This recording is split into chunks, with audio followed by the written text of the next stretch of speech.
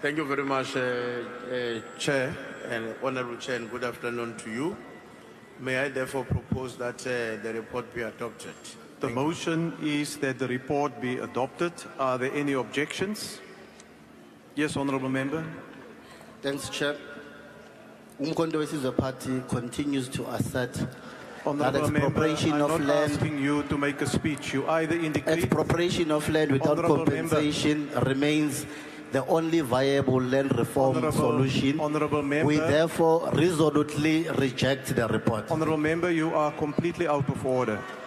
You had an opportunity to make a declaration. You simply indicate We reject whether the you report, Chair. reject or support. That's all. No further And speech. therefore calling for a division. Honourable members, a division having been called, the bells will be rung for 5 minutes.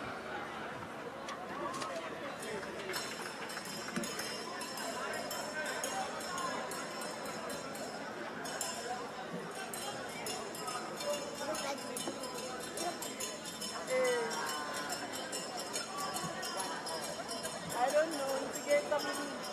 I've been noisy. I wanted to go to the toilet.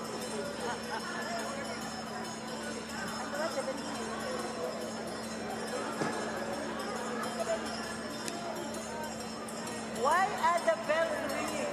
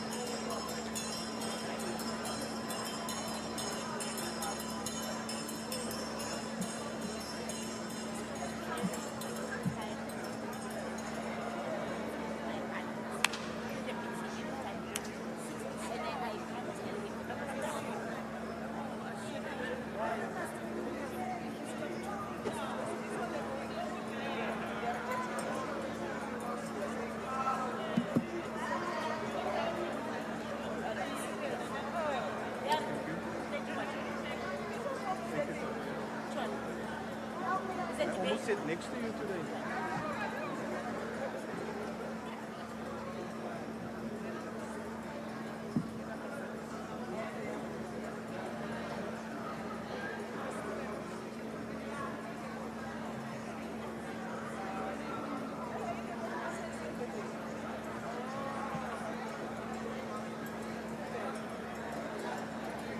I'm supposed to sit here until 10. What time? Where's the... Oh, the revised. No, let me complete the other report, and then the other member will come.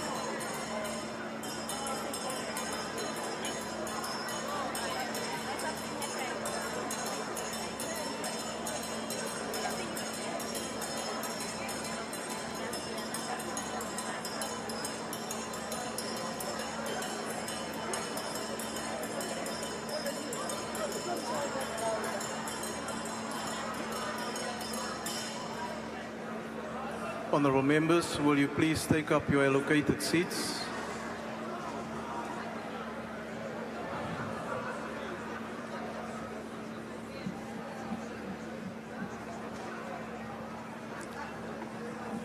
Honourable members of the ANC, can you please release the Honourable Kaula so that she can take up a seat, please?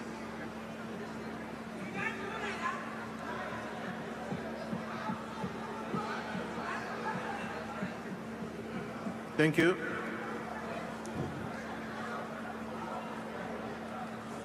Order, honourable members.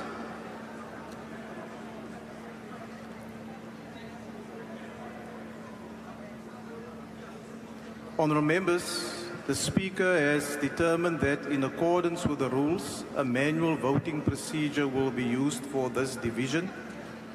In order to establish a quorum, I would request the table to confirm that we do have the requisite number of members physically present in the chamber to take this decision.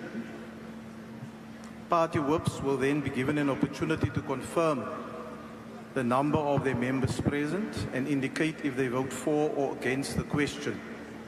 A member who wishes to abstain or vote against the party vote may do so by informing the chair. Having confirmed that we have the requisite quorum, we will now proceed.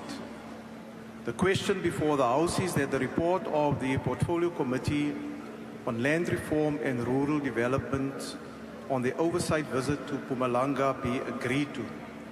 Voting will now commence and the doors of the chamber will remain locked and members will not be allowed to enter until voting is concluded. I will now request whips to confirm the number of the members that's present in the chamber and indicate if they vote for or against the question. The ANC. Thanks, Chair. The ANC with 105 members support the adoption of the report. Thank you. The DA.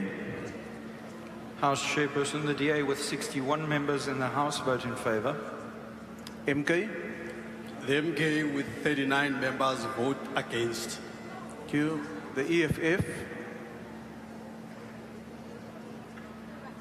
Should I come back to you? House Chair, Yes. the EFF supports the report. How many members do you have, Honourable Member? 28. Thank you. The IFP. House Chairperson, the IFP with 11 members supports the report. Thank you. PA. House Chairperson, Patriotic Alliance with 6 members voting in support. Thank you. Honourable members, will you just quiet down? It's difficult to hear the declaration of the vote of the party whips. Action SA. Honourable House Chair, Action SA with 4 members, we support the report. FF Plus. House Chairperson, 5 members in favour. ACDP. House Chair, the ACDP has 2 members voting in favour. The UDM. UDM has 2 members voting in favour. RISE. RISE 1 member, we support. BOSA. BOSA with 1 member supports. ATM. ATM 1 member vote against. Al-Jama. Al-Jama with 2 members support. NCC. The PAC. UAT.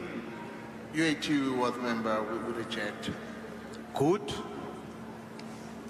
Is there any member that wishes to abstain or vote differently to their party? There's none. Thank you. The voting session is now closed.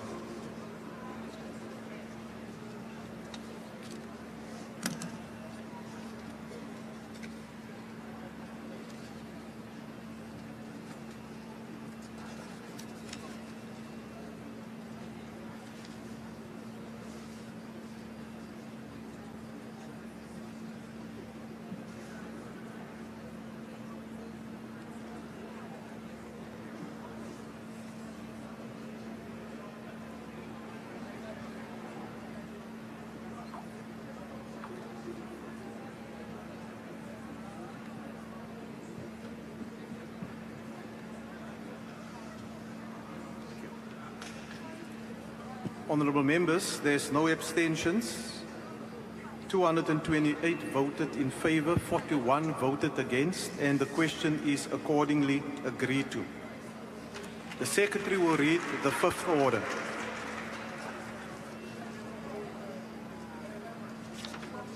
Consideration of report of Portfolio Committee on Health on oversight visit to Northwest Province from 8 to 11 October 2024.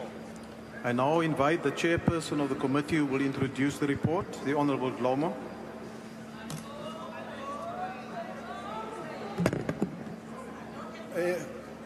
Honourable Chair, honourable members, citizens of South Africa, and in particular Northwest and the district of Bojanala, I present this report for consideration and hopefully adoption. The committee visited Northwest, in particular Bojanala district, on the 8th to the 11th of October 2024. Northwest was put under administration section 101B by National Department of Health in April of 2018. Among other things the committee wanted to assess was the improvement in the health care services of that province. As a committee, we visited 6 facilities: Job Shimankana Tabane Provincial Hospital, abbreviated as JST, 2 district hospitals, Moses Kotane and Coastal Hospital, 2 CHCs, and 1 forensic pathology services facility. We have given the Department of Health 3 months to come back with a report on the recommendations that we have put to them, and it will be end of March this year. I would like to highlight just a few of those recommendations that we gave to this department. One is the filling of critical posts, especially the JST hospital, improving the maternal outcomes, improvement in some parts of the district, the shortage of medicines, improvement on the waiting times for patients, the construction of Boitekong CHC in a waterlogged area is a great concern to the community, and we would like to know if there was any environmental impact study done before or during the construction of that CHC. The delays in the emergency medical services, ambulances, the infrastructure concerns, especially where there were roof leaks, which might actually end into injuries on duty. Notwithstanding these concerns, honourable members, our visit to Northwest picked up very good things. One of them was that the MEC for Health was with us throughout these 6 facilities that we visited. The 2 districts that we visited, 2 district hospitals, Moses Kotane and Coastal Hospitals, both of them have had no maternal deaths for 2 years. This we attribute to the competency of the nursing staff that is working in the maternity wards. 2 of these hospitals have got helipads. And just to assist the members to understand, the presence of a helipad in any facility contributes to the safe mother, safe babies. If mothers are in labor and they can be picked up by nurses who actually find a very suspicious challenges during labor, they can actually be sent in those facilities. So we want to actually commend them for this. And we then want to say, this is something that must be learned. National Development Minister, we are happy that you are here to say, just go and check Coastal Hospital in Moses Kotane and see whether what is happening there cannot be rolled out into the country, into the whole country. 2 district hospitals, no maternal death for 2 years, is something that is very significant. Committee has also taken a decision that in all visits that we do in the country, we'll do oversight on the forensic pathology services like we did. This because there are challenges in KwaZulu-Natal and Eastern Cape when it comes to this area. We want to advise Minister that maybe you will find strength in visiting Limpopo and Northwest, because our reports are showing that these 2 provinces are doing very well optimally on forensic pathology services. And we therefore present this report to the House, hopefully for adoption. We thank you, Chairperson. Thank you, Honourable Member. There will now be an opportunity for declarations. The DA.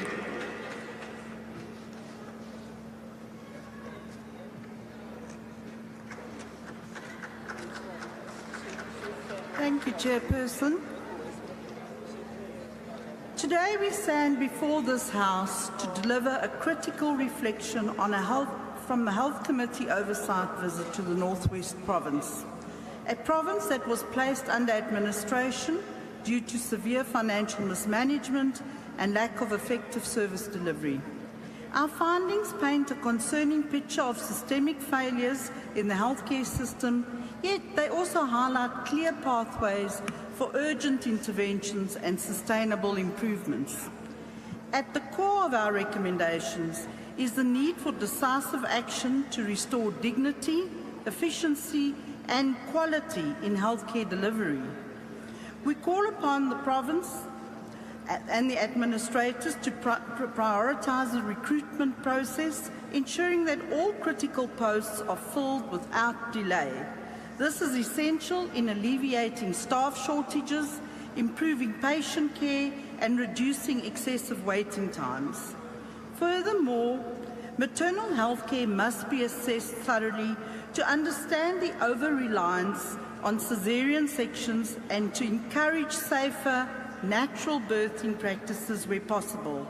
Equally, we must address the shortages of the ophthalmology specialists and essential medical equipment to restore comprehensive eye care services.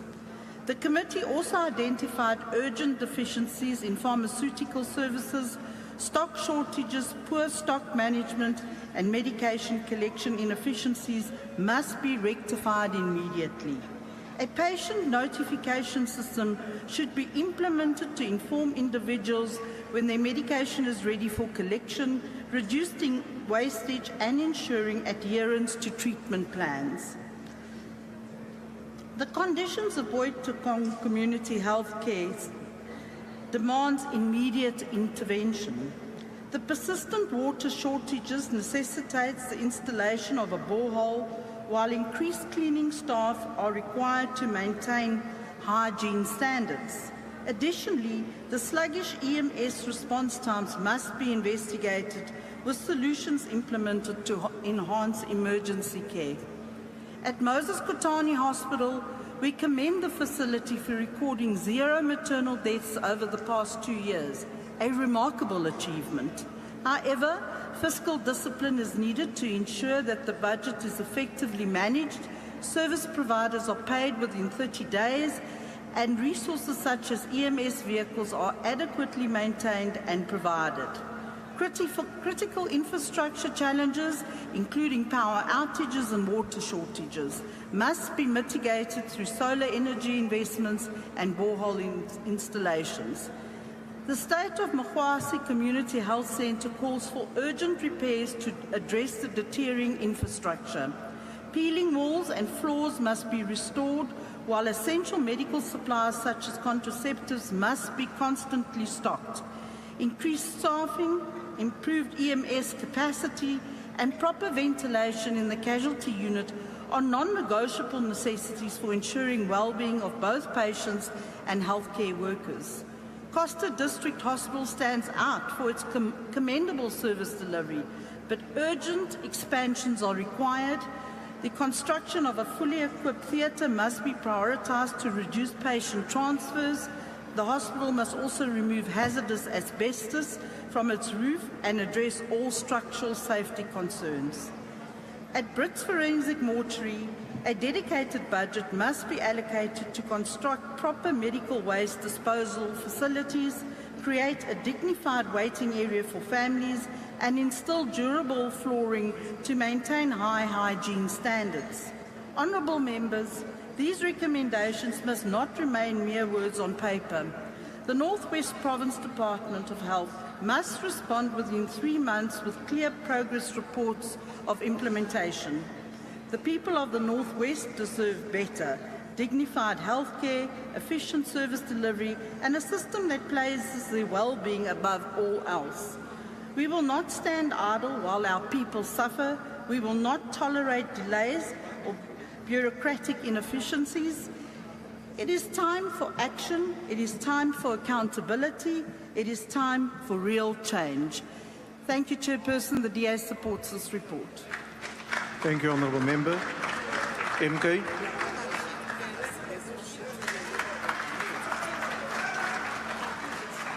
No, thanks, Chairperson. As the MK party, we stand here today not to sugarcoat, but to tell the real story of our people as it should be told. We are here to highlight the shocking state of healthcare in the Northwest Province, an issue that reflects the broader national healthcare crisis in our country.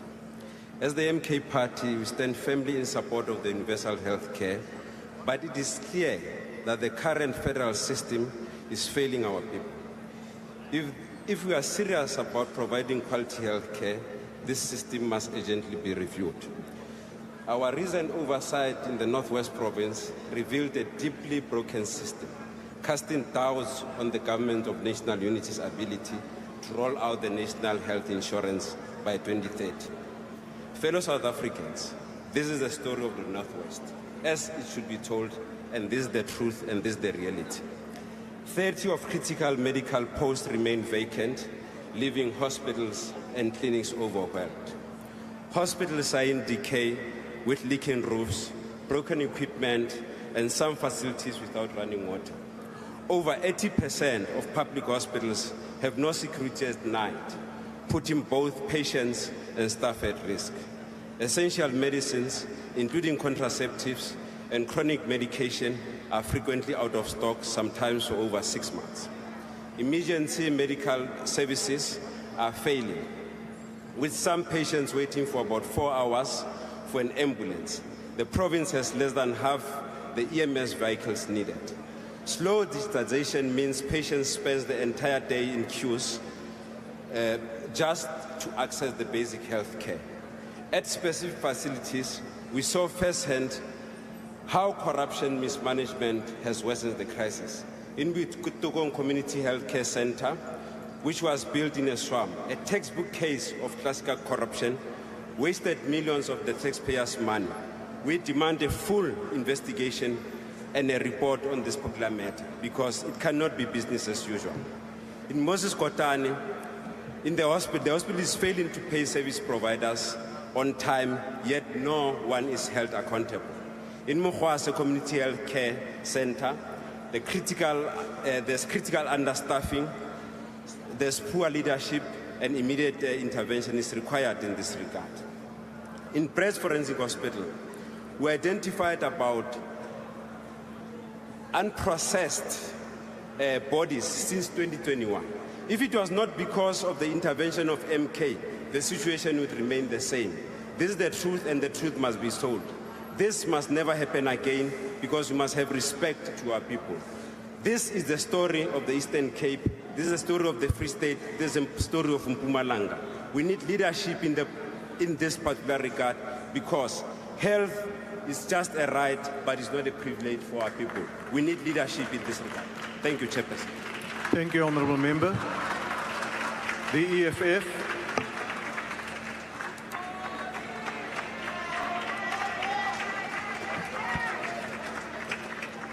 Tobela Mudula Stulo Lemaleloko. Chairperson, the Portfolio Committee on Health undertook this oversight visit to Northwest Province following the placing of the Provincial Department of Health under administration in terms of Section 100, subsection 1B of the Constitution. One of the major problems facing the provision of health services in the province is that there has not been a commensurate increase in the number of health facilities to match up with the growth of the population. This is a particular concern in the Bujanala district, and the obvious consequence is that these health facilities become overwhelmed. When engaging with the patients in various health facilities, the majority were complaining of slow services, the files not being there causing problems to referrals in addition to unnecessary delays, waiting long hours to collect medication, as well as poor attitude of certain staff. Chairperson, Rustenburg is too big to have just 2 forensic mortuaries which cater for both that area and breadth. This results in heavy backlogs of tests at forensic laboratories and high number of unclaimed bodies. It was further observed that there were no designated spaces for medical waste proper flooring, and no designated waiting area for families in almost all the medical facilities that were visited.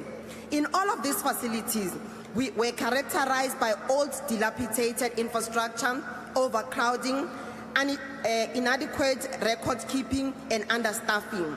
Some facilities' roofs were leaking. Chairperson, while we agree with the observation and recommendation made, we have seen far too often that we adopt these reports and then they gather dust here. This department must be made to account. The lives of millions of our people depend on us being able to hold this department to account for the provision of services. We must refuse further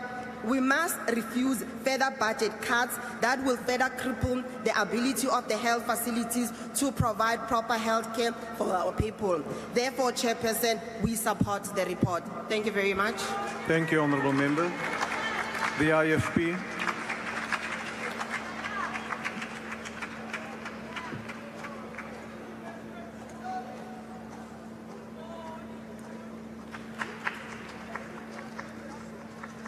Honorable Chairperson, as the Inkatha Freedom Party, we believe that access to quality care is a fundamental right in the challenges in the Northwest Province underscore an urgent need for systemic reform. We are particularly concerned about the staff shortages, dilapidated infrastructure, and inadequate medical supplies. While the Portfolio Committee's report accurately identifies issues like poor maintenance, underfunding, and management inefficiencies, we stress that these are long-standing problems needing immediate and long-term solutions. We are critical of the delays in addressing these challenges and call the urgent resource allocation to improve infrastructure, recruit and retain healthcare facility professionals, and enhance quality involvement in the government. The IFP is committed to advocating the increased healthcare funding and ensuring that all facilities meet acceptable standards, as they are expected to meet the standards of the ideal clinic, ideal hospitals, as well as national cost standards, and ensuring the quality care service delivery. We urge Parliament, the Department of Health, and provincial authorities to urgently implement the Portfolio Committee's recommendation. Quality healthcare is essential for the well-being of all citizens. We remain dedicated to improving healthcare delivery. The IFP accepts the report. I thank you. Thank you, Honourable Member. The PA.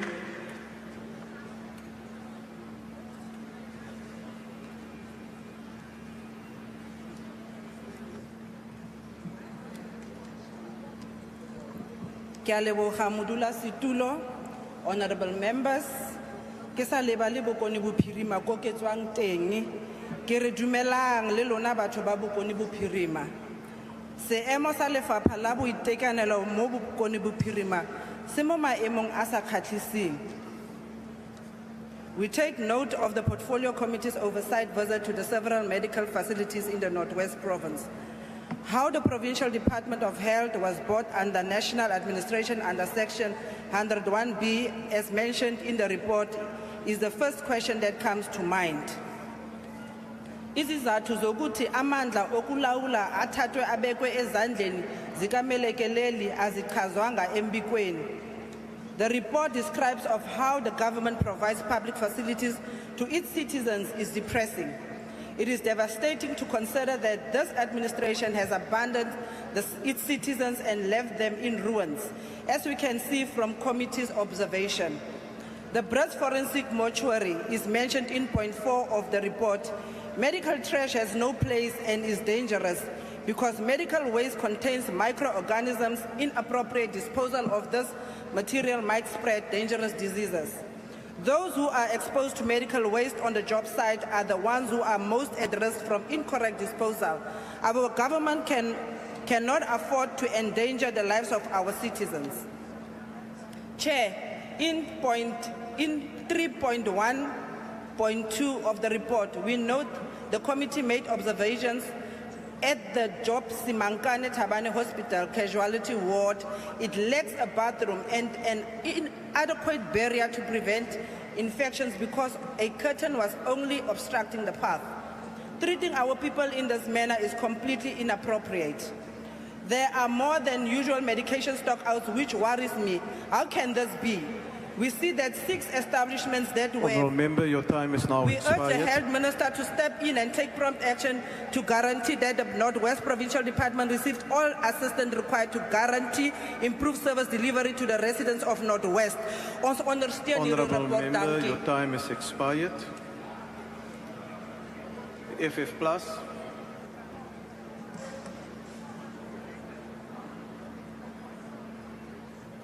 Geagte voorsitter, die ou probleem van ons openbare gesondheidsfasiliteite gaan maar net voort. Hierdie komitee is sedert 2019 verskeie openbare hospitale en klinieke reg deur die land besoek en elke keer het ons afgekom op algehele chaos of 'n klein bietjie chaos, maar die feit bly bestaan dat ons openbare fasiliteite in 'n chaotiese toestand is. Die probleme wat ons hier waargeneem het, was van lang wagtye, tekort aan beddens, kameras wat buite werking is, medisyne tekorte, van die plekke is skoon en ander is nie skoon nie, huisbakke wat nie werk nie en 'n 4-bed kraamsaal wat nagenoeg 600 geboortes per maand moet hanteer, apteke met beperkte spasie en sale wat dringende opgradering benodig, is wat ons ervaar en gesien het. When we have seen an ICU 6-bed unit that is insufficient, as at least a 22-bed unit is needed. This was only at the Job Tabane Hospital. At the Boy-Katong Community Health Center, it was shocking to see a dental room with a very expensive dental chair that probably have costed millions, but the dental room is not operational. In the pharmacy is a shortage of space to store medication, and the facility also faces a water shortage challenge. Patients have complained to us about slow services in waiting areas, files not being available, long waiting hours for collection and medicine, and poor attitude staff. At the Moses Kutani Hospital, the reception and pharmacy waiting area is in need of repairs, and although the committee were told that construction workers were on site busy with upgrade and repairs, we could not see any of them. After inquiring about if when we were informed that they were busy on the roof of the hospital, however, we could not see any construction office on site. The Makwazi Community Health Center were in total chaos, ranging from leaking taps, no medicine and long waiting times. Al hierdie probleme wat daagliks in die openbare sektor ervaar word, is tog 'n duidelike bewys dat die nasionale gesondheidsversekering nie die oplossing vir ons probleme is nie, maar dit gaan sake net vererger. Dankie voorsitter. Thank you, Honourable Member. Action SA.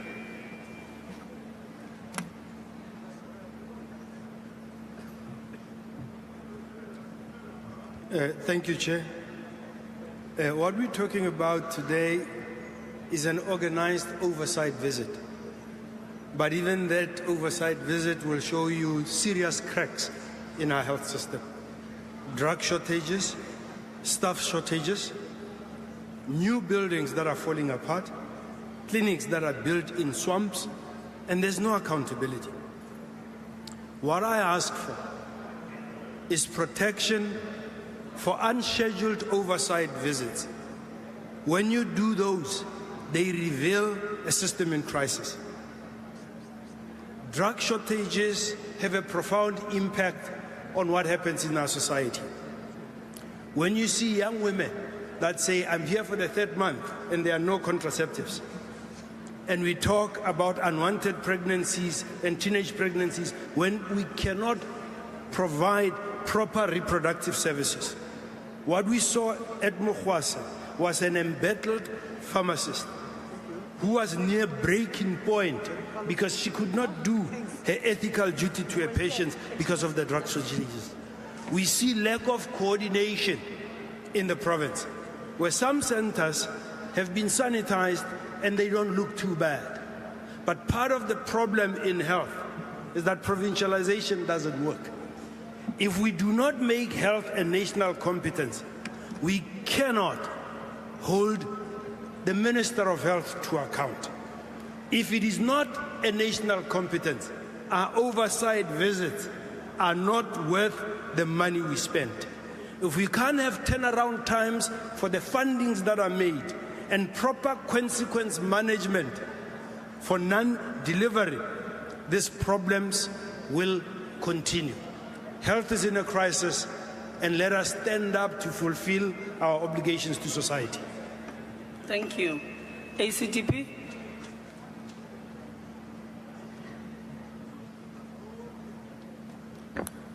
Thank you, Chairperson. Chairperson, the ACDP has studied this report, and it is noteworthy that there's been no oversight visit by the committee to the province or even in the previous parliament since it was placed under national administration in terms of Section 100.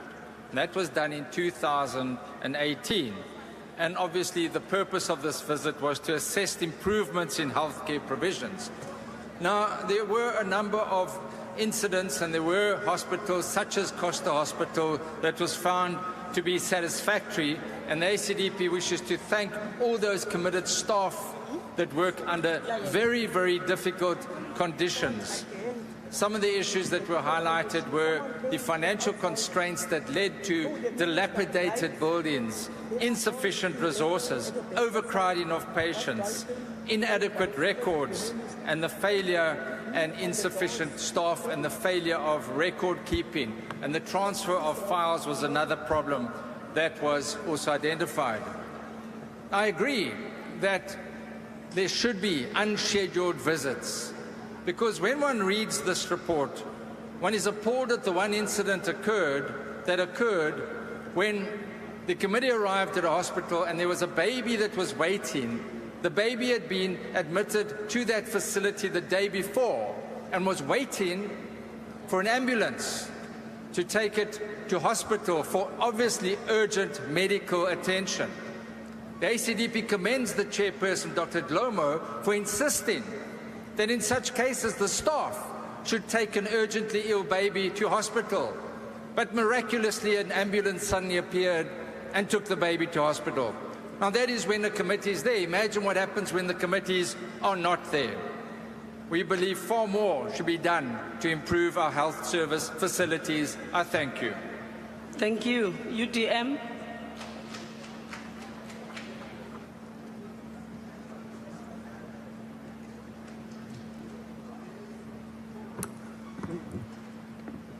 Thank you, Honorable House Chair. For over 30 years, South Africans have been subjected to poor state of the public health care system, and they have been waiting to access quality and equitable health care they deserve. But real and tangible improvements in local clinics and hospitals seems to be far-fetched as the department continues to fail to address the deep-rooted problems plaguing hospitals and clinics across the country, from shortage of essential supplies, infrastructural decay, shortage of medical personnel, insufficient beds in wards like ICU and maternity, to mismanagement of funds and corruption. To begin with, the department should allocate more money on infrastructure development, including essential equipment such as beds. Also, the employment of more doctors is critical to alleviate pressure on staff and improve patient care.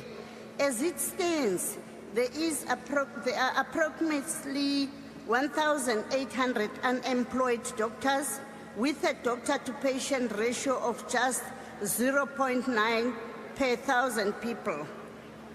The UTM calls on the department to introduce an effective system for all hospitals to address long waiting times, such as a more digital system to find folders quicker and a robust recruitment of more healthcare workers and assistant nurses into areas with high demand. This will definitely shorten waiting times and improve the public health service delivery. I thank you. Thank you. Rise. Now, can some trauma still not declaration we support the report? Thank you. Bosa.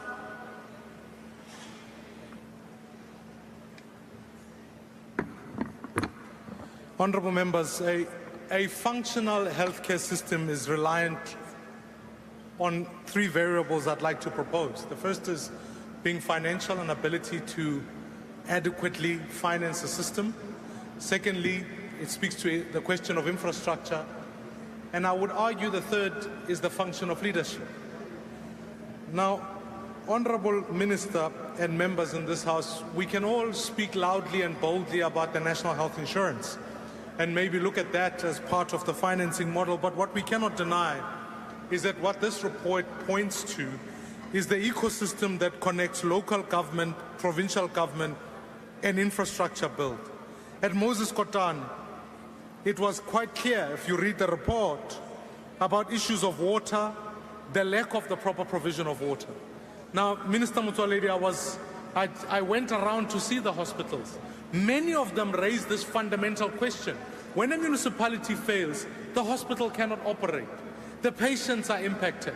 So it's irrelevant how much money we throw in that space, it ends up being a space where, as a failure of leadership and as a failure of infrastructure, healthcare is profoundly impacted. Our decision today collectively was, of course, we can support this report, which as BOSA we will. But I guess the question becomes, are we going to insist on a healthcare reform now for future generations, or we'll just keep talking, tabling reports, accepting them and moving ahead? I want to urge for urgent action. Every hospital and every clinic must be shielded from water losses. Minister Motsoaledi, unless we do that exercise, I can promise you, you might as well shut out half of them. For indeed, water is life, and without it, our healthcare system will itself be on life support if it's not there already. We can't wait, honorable members. Let's act now. Thank you very much. Thank you. ATM? No declaration from ATM. Thank you. Al-Jama?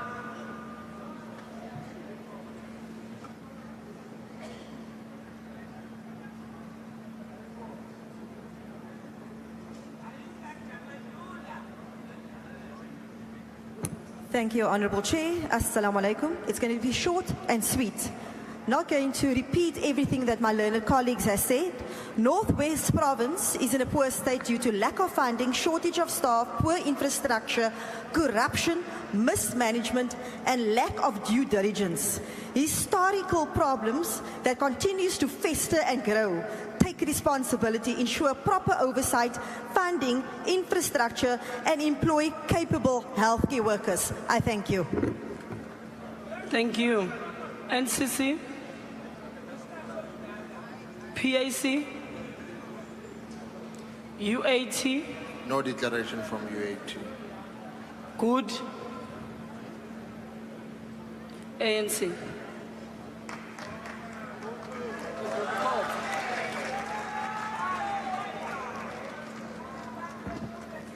Honorable House Chair, the African National Congress supports the oversight report of the Portfolio Committee on Health to the Northwest Province from 8 to 11th of October 2024. The committee visited 6 health facilities to assess their provision of health services, including forensic pathology services, the ex-mine workers project, and how the province addresses the Auditor General's audit outcomes.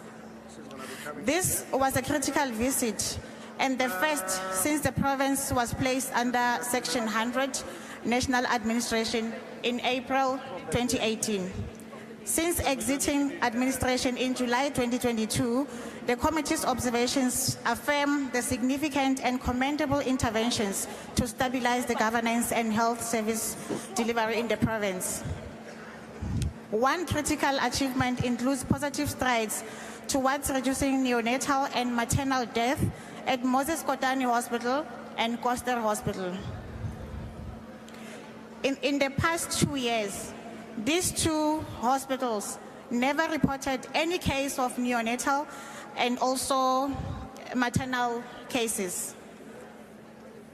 This was attributed to the presence of a helipad and a strong leadership of advanced midwives. Such hospitals need to be used as case studies where health professionals share their skills and techniques with other hospitals to achieve such positive maternal outcomes. Despite these challenges, Despite these positive developments, numerous challenges were identified, such as water shortages, medicine stockouts, and dilapidated infrastructure with leaks and walls peeling off. There were also challenges regarding the various acting positions and staff shortages observed in all the facilities visited due to moratorium on appointments. To this end, the committee made numerous recommendations that the ANC endorses to close the service delivery gaps, to improve health outcomes and also patient satisfaction and reduce waiting times. It is the African National Congress's firm belief that implementing these recommendations will ensure the successful implementation of the NHI towards the realization of universal health coverage. We are resolved to uphold our constitutional principles of ensuring that health is affordable and also accessible to all as a fundamental human right. Therefore, through recommendations such as expanding healthcare infrastructure, improving medicine supply chain management, investing in EMS, and also enhancing recruitment of healthcare workers, the ANC believes that the Northwest Province can play a critical role in ensuring equitable and high-quality healthcare in the country. This is also in line with the commemoration of the 70th anniversary of Freedom Charter and the ANC's commitment to reducing inequalities and also improving access to health services for all. There are already green shoots of NHI within our health system. The current 570 billion or 8.5% of our GDP spent on our health is a firm basis of rolling out the NHI. We must restructure the core financing system and efficiently reallocate all resources, both human and material, to achieve universal health coverage. The ANC supports this report. Ke a leboga, Modulasetulo. Thank you. I now recognize the Honorable Chief Whip. Thank you very much, Chair. I move that the report be adopted. Thank you. The motion is that the report be adopted. Are there any objections? Yes, MK Party vigorously rejects the report and calls for a division. With that objection, you call for a division. A division having been called, the bells will be rung for 5 minutes.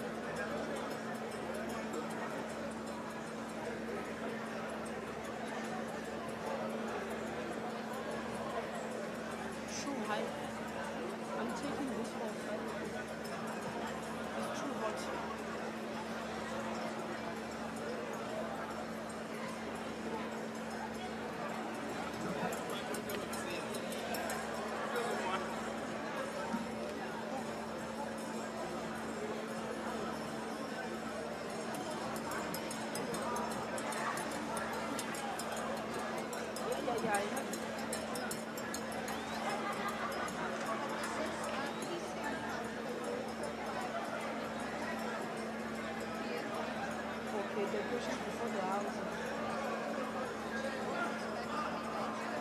Okay. All right. Yeah.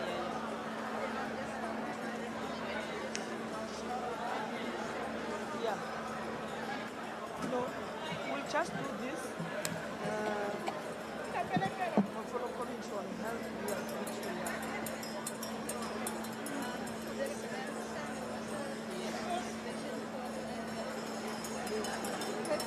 So I still.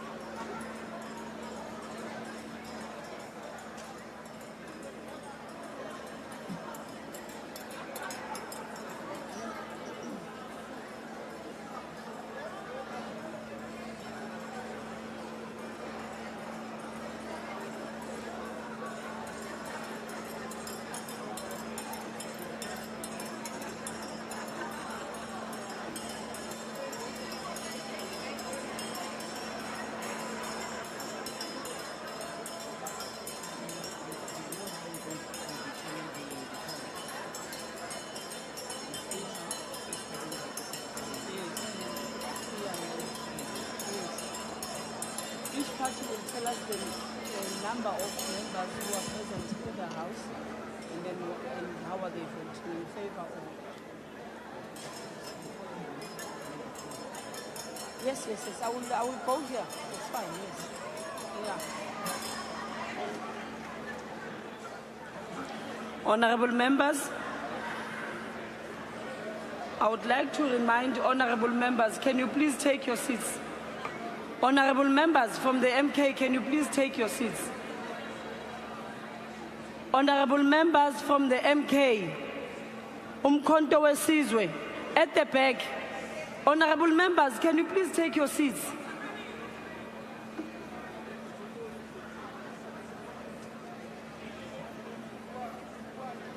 I would like to remind honorable members, in accordance with the rules, a manual voting procedure will be used for this division. In order to establish a quorum, I would request the table to confirm that we have the requisite number of members physically present in the chamber to take this decision. Party whips will then be given an opportunity to confirm the number of their members present and indicate if they vote for or against the question. A member who wishes to abstain or vote against the party vote may do so by informing the chair. I have just been informed that we do have a quorum. Having confirmed that we have the quorum, we'll now proceed. The question before the House is that the report of Portfolio Committee on Health be agreed to. Voting will now commence. The doors of the chamber will be locked and members will not be allowed to enter until voting is concluded. Whips, could you confirm the numbers of your members present in the chamber? ANC? Thank you, Chair. The ANC with 109 support the adoption of the report. Thank you. Thank you. DA? Thank you, House Chair. The DA with 63 members in the House votes in favour. Thank you. MK? The MK Umbuto ongathengisiyo with 40 members, we vote against. EFF? EFF were 28 in the House. House Chair, we vote for. IFP? The IFP with 12, we supported the report. PA, Patriotic Alliance with 6 members voting in favor. Thank you. FF plus. FF plus with 5 members. Honorable members, I will request that please speak to your mic because we cannot hear. Can we start from PA? Patriotic Alliance with 6 members voting in favor. Thank you. FF plus. FF plus with 5 members voting in favor. Action SA. Action SA with 4 members, we are voting in support. ACDP. The ACDP has 2 members voting in support. Thank you, Chair. UDM. UDM with 2 members in support. RISE. Rise 1 member in support. BOSA. BOSA with 1 member supports. ATM. 1 in the House vote against. Al-Jama. Al-Jama with 2 members in the House support. NCC. PAC. UAT. UAT against. Good.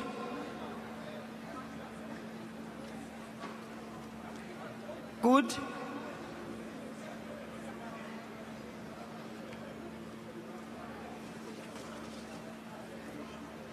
Is there any other member that wishes to abstain or vote differently to their party?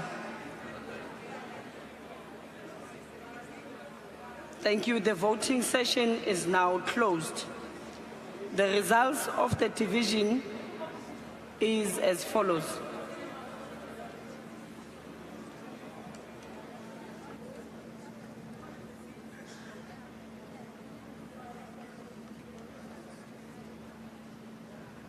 You have the numbers.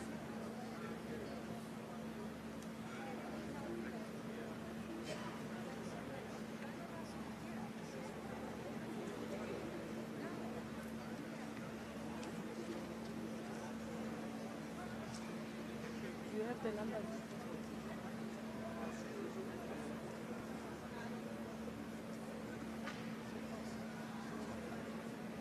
Do you have the numbers? Not yet. Sorry? Okay. Right.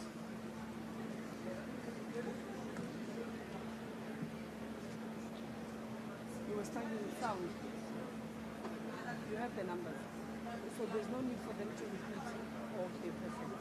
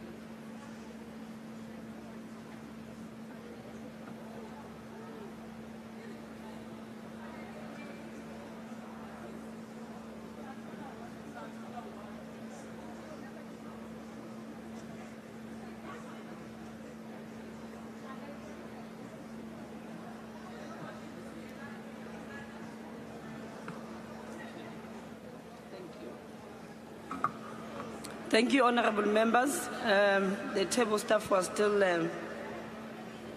adding the numbers. Abstention is 0. The noes is 42. And the yes is 222. The question is accordingly agreed to. The next item on the order paper is member statement. Does any member of the ANC wish to make a statement? Yes, Chair. You may proceed. Thank you very much, Chairperson, and greetings to honorable members. As the African National Congress, we stand with recent events that have been circulating on our social media, and really with great sadness as the African National Congress do not support human rights violations and treatment that has been observed and displayed in the latest violations of human rights. We are speaking of the incidents that took place being perpetrated against young men at a nightclub in Gauteng, Tshwane. This incident took place at an establishment by the name of Zanzu Night Bar. We further take note that these young men are victims. As the African National Congress, we strongly condemn such violent actions that seek to demoralize, that seek to take away the dignity of our young people who go and circulate and enjoy themselves in these establishments. But additionally, we call upon law enforcement, the Human Rights Commission, to take law into its hands. We also say to those who are owners, who are affiliates of such establishments, that it can no longer be that our young people and patrons are living in fear when entering into their establishments. Members of this august house, we must ensure the safety and security of young people, no matter where they go and seek entertainment. And therefore, as the African National Congress, we condemn such gross violations of human rights against young people and against patrons. And therefore, we are calling for immediate action. We are calling for the law to take its place, and we are calling that the perpetrators must be brought to book. We are saying Honourable that Member, we additionally, your time has expired. We additionally ask for support to be provided to the victims who have suffered. Thank you, Chair. Thank you. The DA. Good afternoon, House Chair. House Chair, Nkandla. No, not that Nkandla with a fire pool worth 3.9 million, but our very own Nkandla in Hartswater in the Northern Cape, a forgotten corner of the Francisbaard district, where the only thing flowing is injustice and sewerage, not clean water. Since 2016, this community has been fighting for a basic human right, access to clean running water. Yet their pleas have been met with silence. What is, however, absolutely astounding is that the Polokwane municipality somehow found it fitting to erect 800 pit toilets in the area at what could very well be the same cost, if not more, than the infamous fire pool. But wait, it gets better. Not one of these so-called innovative toilets is connected to a water source. Not a single one has a pipe linking the cistern to the toilet. That's right, Speaker. Polokwane has reinvented the concept of indoor plumbing without the plumbing. Speaker, the ANC-run Polokwane municipality should be hanging their heads in shame. The very people they claim to uplift are being subjected to inhumane conditions. Instead of service delivery, they deliver scandal after scandal, leaving communities to fend for themselves. If there was ever a time for accountability, it is now.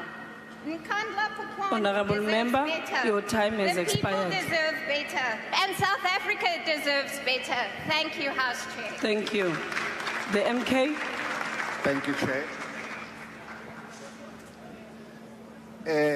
Sihlalo siyabonga kakhulu njengeqembu lomkhonto wesizwe khona sifuna ukuyiveza ukuthi abantu bakithi bayibe ngayiqondi kahle indaba yokuthi iGNU ibalimaza kangakanani. Isibonelo salokho ngizokwenza indaba ikakhulukazi le yokungasebenzi okungaqasheki kwabantu. Abantu bakithi ngokujwayelekile abayi understand lento yokuthi yamamiliyoni nama% ukuthi isebenza kanjani. Ngizokwenza nje isibonelo. Uma uhlanganisa abantu base-Gauteng bonke, isibalo sabo singaphansi kwabantu abase-South Africa bangasebenzi. Lento iveza ubukhulu nesibalo sabantu base-South Africa bangasebenzi. Okusho ukuthi ngamanye amagama abantu abangasebenzi e-South Africa ziyiwici ngalowo ndlela. Okwesibili, ngifuna ukuveza ukuthi iGNU ifana newuwa iqanda lelo ukuthi mawuliphihliza lingaphumi nalutho. iGNU ke le.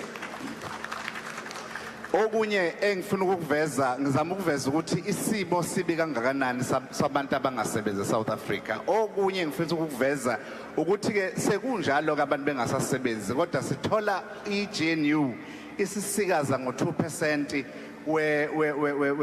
wokunyuswa kweVAT kulokho kuhlupheka okunjalo. Ngidlule futhi lapho ngize ekuthenini iGNU ibonakala ibasaba onxiwankulu eSouth Africa. Esikhundleni sokuthi balwisane nabantu bakontrole intengo Honorable yamalahle. member, your time is expired. Oh, okay. The ANC. Thank you, Honorable House Chair. The African National Congress moves without notice that the House should do the following. Notes with deep sadness the passing of the South African music icon and actor Sutukazi Akhosi at the age of 64 on Thursday, the 13th of February, after a battle with cancer. Acknowledges that Sutu became known as one of Africa's top voices, but she was also a talented actress under the guidance of legendary mentor Gibson Kente.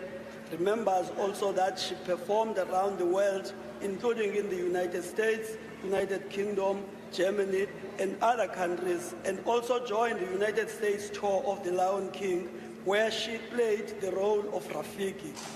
We also recall that throughout her 40-year career, Akhosi worked with many well-known artists, including Kaifa Semenya, Letta Mbulu, Jonas Gwangwa, Miriam Makeba, and Hugh Masekela. Also understands that our powerful voice and message of unity made her a beloved figure in South African music, and conveys the deepest condolences to the families and colleagues of Sutukazi Akhosi in the entertainment industry. Thank you. Thank you. EFF. Yeah, it's okay. Thank you, Chair. Imeko yendlela yomhlaba esuka eThedi kwaJo R61 nasemchabe engena kwilali zika Ward 17, 18 no19 zimbi kakhulu, ingakumbi eyakwa Ward 18 kwilali zaseLower Ncoga emahlathini kunomadamba kwaChotho apho kukho ii-primary schools ezintandathu kunye ne-high school ezimbini. Le ndlela yagqityela ukulungiswa kwiminyaka emihlanu eyadlulayo, nangoku ibiyi-disaster ngo-2021 yachaphazeleka ayizange yahoywa. Kwezi veki zipheleleyo abantwana besikolo kunye nootishala abakwazanga ukuya esikolweni. Andithethi ke ngabo bafuna uncedo lwemapolisa, iikliniki, ii-ambulances nokuya ezidolophini abakwazi ukuphuma, iimoshwari azikwazi ungena, abantu bahleli ndezidumbe ezindlini. Oko izikolo esiphayana iFalteni silinde uprincipal. Principal ii-candidates azifuna ukuthatha iposition ngenxa yemeko yendlela. Kudala abantu bale ndawo becela uncedo lwemeya neloceba, akukho mntu ubahoyayo, ngurhulumente we-ANC ke lowo. Endaweni yokuba babahoye abantu bathe xa bezifunela uncedo bagrogriswa bathukwa kusithiwa zii-members ze-EFF. Kodwa kayisothusi loo nto, sizawubancedisa ukuba bafumane indlela. Abo bagrogrisa abantu funeka bayazi bi-constitution yale country allows abantu ukubana ngaba bangene nakowuphi umbutho abawuthandayo. Sicela ukuba uminister weKogta kunye no-rural development ne-transport benze umsebenzi wabo, ne-ad hoc committee leyayidila ne-disaster ibuyiswe. Inkosi. Thank you. Before I call on the other, can I remind members that this is the item for member statements, not motions. So when you read, you must then understand which one you are. I'm not referring to the EFF, but I'm just saying that I'm reminding members that we are not on motions. The IFP. Honorable Chairperson, the township economy has the potential to change the lives of the citizens. Honorable member, can you please speak to your mic? We can't hear you. The township economy has the potential to change the lives of the citizen and contribute to the economic growth in the country. Last year, Honorable Speaker, spaza shops made headlines for all the wrong reasons. Honorable Speaker, the IFP raised concerns about the dangers of food sold by unregistered foreign-owned spaza shops and called for urgent intervention through regulations and inspections. Therefore, we acknowledge and appreciate the Minister of COGTA's efforts to implement the regulations that ensure compliance and closure, thereby mitigating the risk of exposure to products hazardous to human health. South Africa is losing approximately 178 billion rand on its GDP every year to its illicit economy. One contributing factor found in spaza shops is smuggling of cigarette products. Honorable Speaker, the simple reason is to avoid paying tax and duties. A recent study revealed that South Africa loses 8 billion rand in tax revenue given the current growth of the illicit cigarette trade. For years, SARS has tried to implement strategic programs to restrain revenue leakage in the formal sector by establishing crime syndicate. As the IFP Honorable will Member, support your time is expired. and call for the whole government to join in the fight against this Honorable Member, your time is expired. ANC. Thank you, Honorable House Chair. The ANC applauds Charlotte Maxeke Academic Hospital in making history in February 2025 by becoming the first health facility in Gauteng to perform microclip implants. This procedure is a minimally invasive treatment to mend leaking hearts. The procedure's key benefits include drastically reduced recovery times, often just 1 or 2 days post-insertion, making it a game changer for elderly or high-risk mitral regurgitation patients who are unsuitable candidates for open heart surgery. With the availability through academic hospitals and the ongoing tracking of patient outcomes, the pioneering therapy is set to transform the treatment landscape of mitral regurgitation in South Africa. The revolutionary procedure that is hospital conducted between 3 to 4 February 2025, aimed at treating several regurgitations, marks a significant advancement in minimal invasive heart valve therapy, now accessible to public hospitals in Gauteng. This procedure is but an example of many inroads in the health sector system through collaboration. With the Honorable Member, your time is expired. Thank you very much, Bosa. House Chair. Bosa.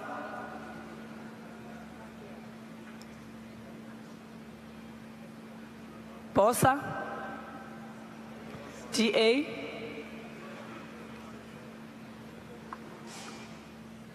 I rise today to highlight the importance of considering the needs of Muslim communities during the holy month of Ramadan.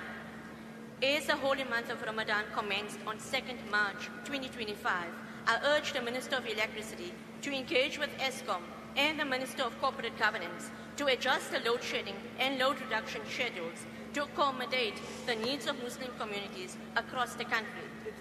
During this holy month, Muslims will need to prepare meals during specific times before sunrise and sunset. It is essential that we ensure a stable supply of electricity during these critical hours to enable them to adequately prepare for pre-fast and breaking fast times. Furthermore, access to clean water is crucial during Ramadan. I call on the Minister of Water and Sanitation to ensure that our water supply systems are functioning optimally to provide Muslim communities with a reliable source of clean water for praying, cooking, drinking, and hygiene purposes. Let us work together to ensure that our communities can observe the holy month of Ramadan with dignity and without unnecessary hardship. Thank you. Thank you. UDM. Siyabulela Sekela Sihlalo. Thina siphakamela ukuthetha ngalento kaMinister weCOGTA ozama ukwenza i-commission of inquiry kuphandwa ukubhubha kwabakhwetha eMpuma Koloni. Sithi thina ewe nakubeni siyithatha ingqalelo nje elinyathelo makuqinisekiswe ukuthi i-traditional leaders neenkosi zidlala indima ebambekayo apha kuba ngabona abantu balaziyo nabalandelayo isiko. Kutsawugqiba kususwe these illegal initiation schools, provide training and regulation for amakhankatha.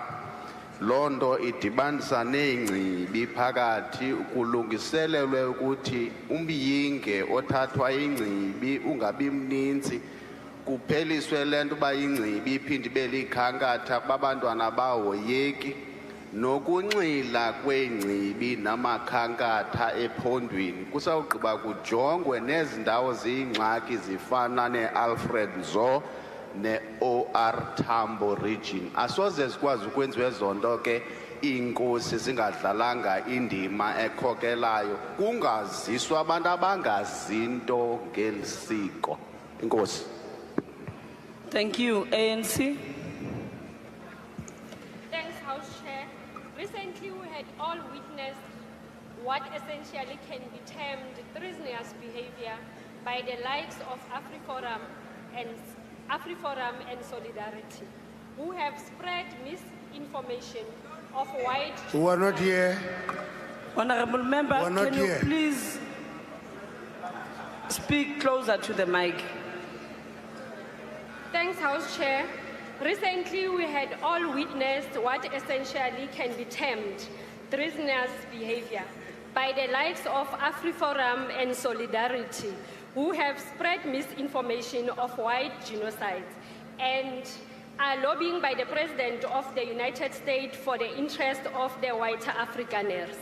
These groups believe incorrectly that laws that seek to redress the untold discrimination against the black majority, such as the Expropriation Act, aims to indiscriminately seize off, confiscate their land. Laws and policies that are aimed to level the playing field cannot be seen as an oppression considering centuries of systematic exploitation of the black people in every phase of their lives through segregations of law and practices. In 2022, the World Bank classified South Africa as the most unequal country in the world and listed race, the legacy of apartheid, a missing middle class, and highly unequal land ownership. As the measure drivers, about 10% of the population control 80% of the wealth. This is an unacceptable situation. Democracy may... Honorable Member, your time has expired. Thank you, House Chair. Thank you. MK.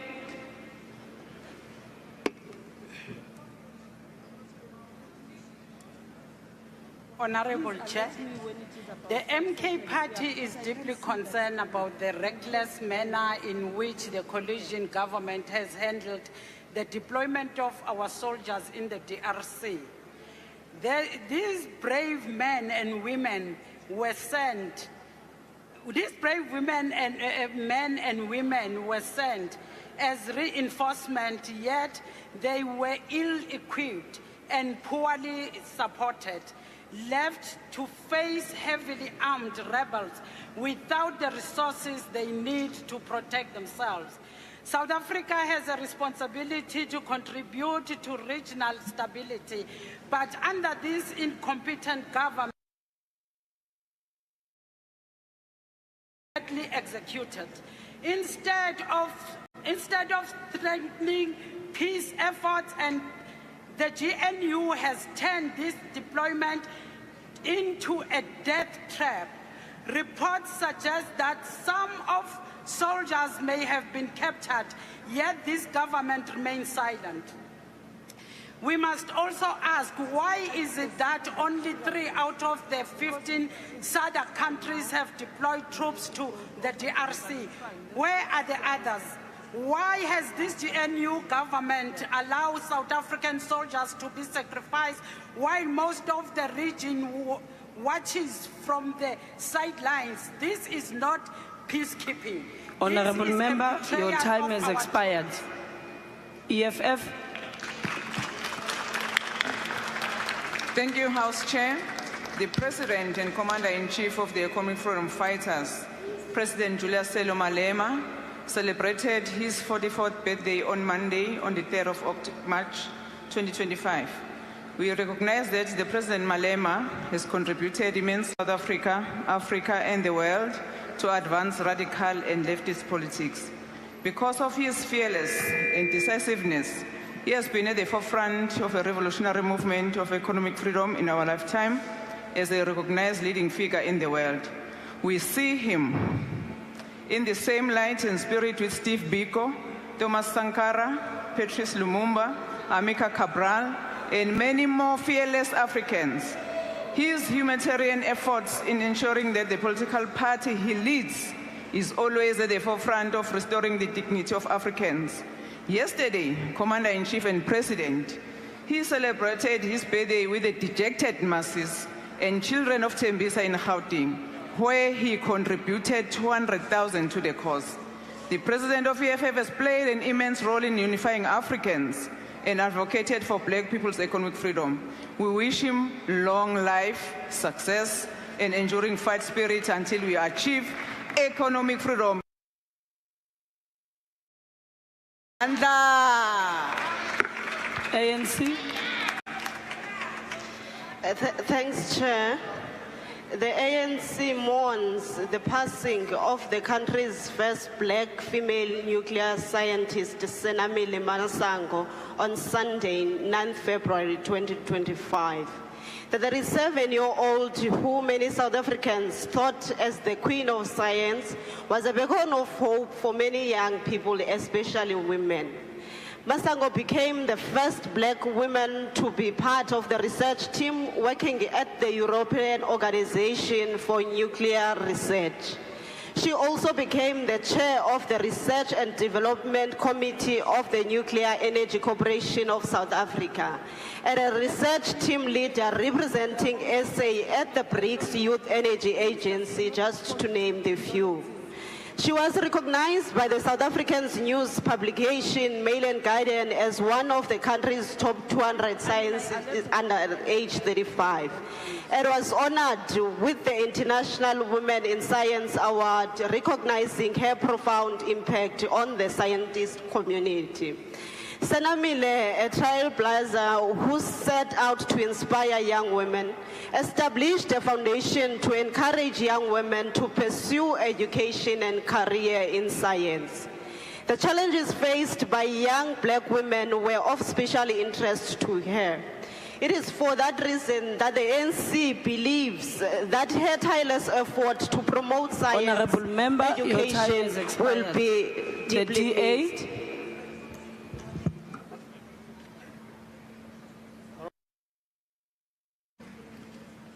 The recent events in the Eastern DRC have exposed the dire state of the SANDF. Years of underfunding, misspending, the failure to implement the Defence Review 2015 have severely impacted on our combat readiness, leaving the SANDF with minimal air capability and no close air support. This contributed to the SANDF, the main foreign force in the SAMI DRC mission, being overrun on January the 25th after intense battles at Saki and Goma Airport at the... Honourable Member, can you please speak to your mic? After intense battles at Saki and the Goma Airport in the DRC. Completely encircled by M23 rebels, our troops cannot move out of their defensive bases and have now to rely on the goodwill of M23 rebels to obtain rations. Critically wounded soldiers took 31 days to reach proper medical care at one military hospital in Tabatswane. The most recent Joint Standing Committee report also indicated that the President did not comply with the time frame to give notice to Parliament of the deployment. We cannot risk a single South African life more to be lost on foreign soil until a comprehensive reassessment of the need for us to be there is done. and until our soldiers can be properly equipped, trained, and fully supported for the type of conflict they face. The price is simply too high. Thank you. ANC.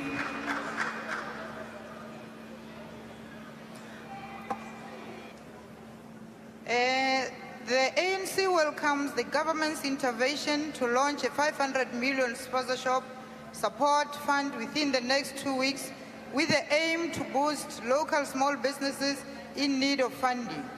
This initiative was announced by the Department of Small Business Development on Sunday in the wake of the February 28 deadline for registration of sponsorships and food handling outlets during a media briefing in Pretoria. The fund aims to achieve economies of scale by linking sponsorships and food handling outlets to buying groups for bulk purchasing, build business capacity through training, and support to improve shop operations. It will comprise of funds from the Department of Small Business Development.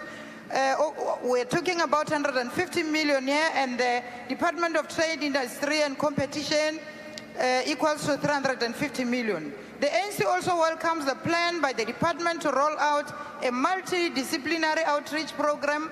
The purpose of the outreach program is to bring government services closer to the people through disseminating information on community, convenience shops, and support offerings. The ANC believes that small businesses are vital for economic growth and job creation. I thank you. Thank you. Rise Mzansi. Nakenza Mtramastulu, I have on several occasions addressed the dangers of betting and gambling, an industry that has largely been left to its own devices. As a result, South Africans have spent over 1 trillion rand on gambling and betting last year. Unless we urgently introduce regulations to curb this industry, and particularly the advertisement of betting and gambling companies, these numbers will only grow further. Betting and gambling advertisements are everywhere, on highway billboards, on television during sports matches, on social media, and more concerningly, on foldable desks donated to schools in need. It is unacceptable that our children are being turned into walking billboards for such a harmful industry. We call upon the Minister of Basic Education to explain how she could allow our children to not only be explicitly exposed to such advertisement, but also to become walking advertisements for gambling. The Minister must commit to keep gambling out of our schools. Over the last few weeks, we have engaged with several stakeholders in the gambling sector to ascertain the extent of the problem as well as possible solutions. To that end, we also call upon the Minister of Trade, Industry and Competition to investigate the staggering growth of the gambling and betting sector. And I must conclude by saying that as the US is withdrawing the paper fund, we can get the money from the gambling industry as a form of a sin tax. Thank you very much. Thank you. Honorable members, that concludes member statements. Are there any ministerial responses?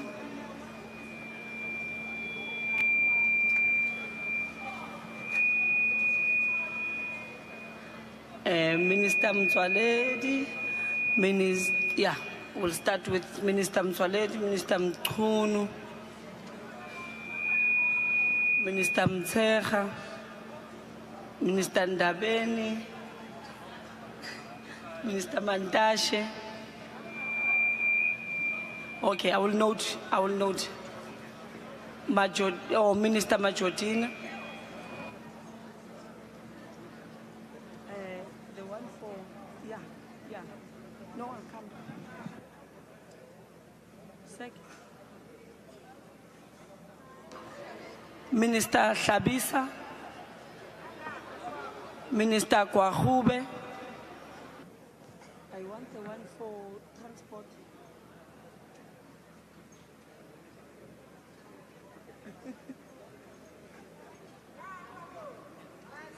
Yeah, it's how much now? Mtswaledi, Majotin, Mantashe, Mkhulu, Shabisa, Ndabeni, Kwahube. 2, 3, 4, 5, 6, 7. It's on 7.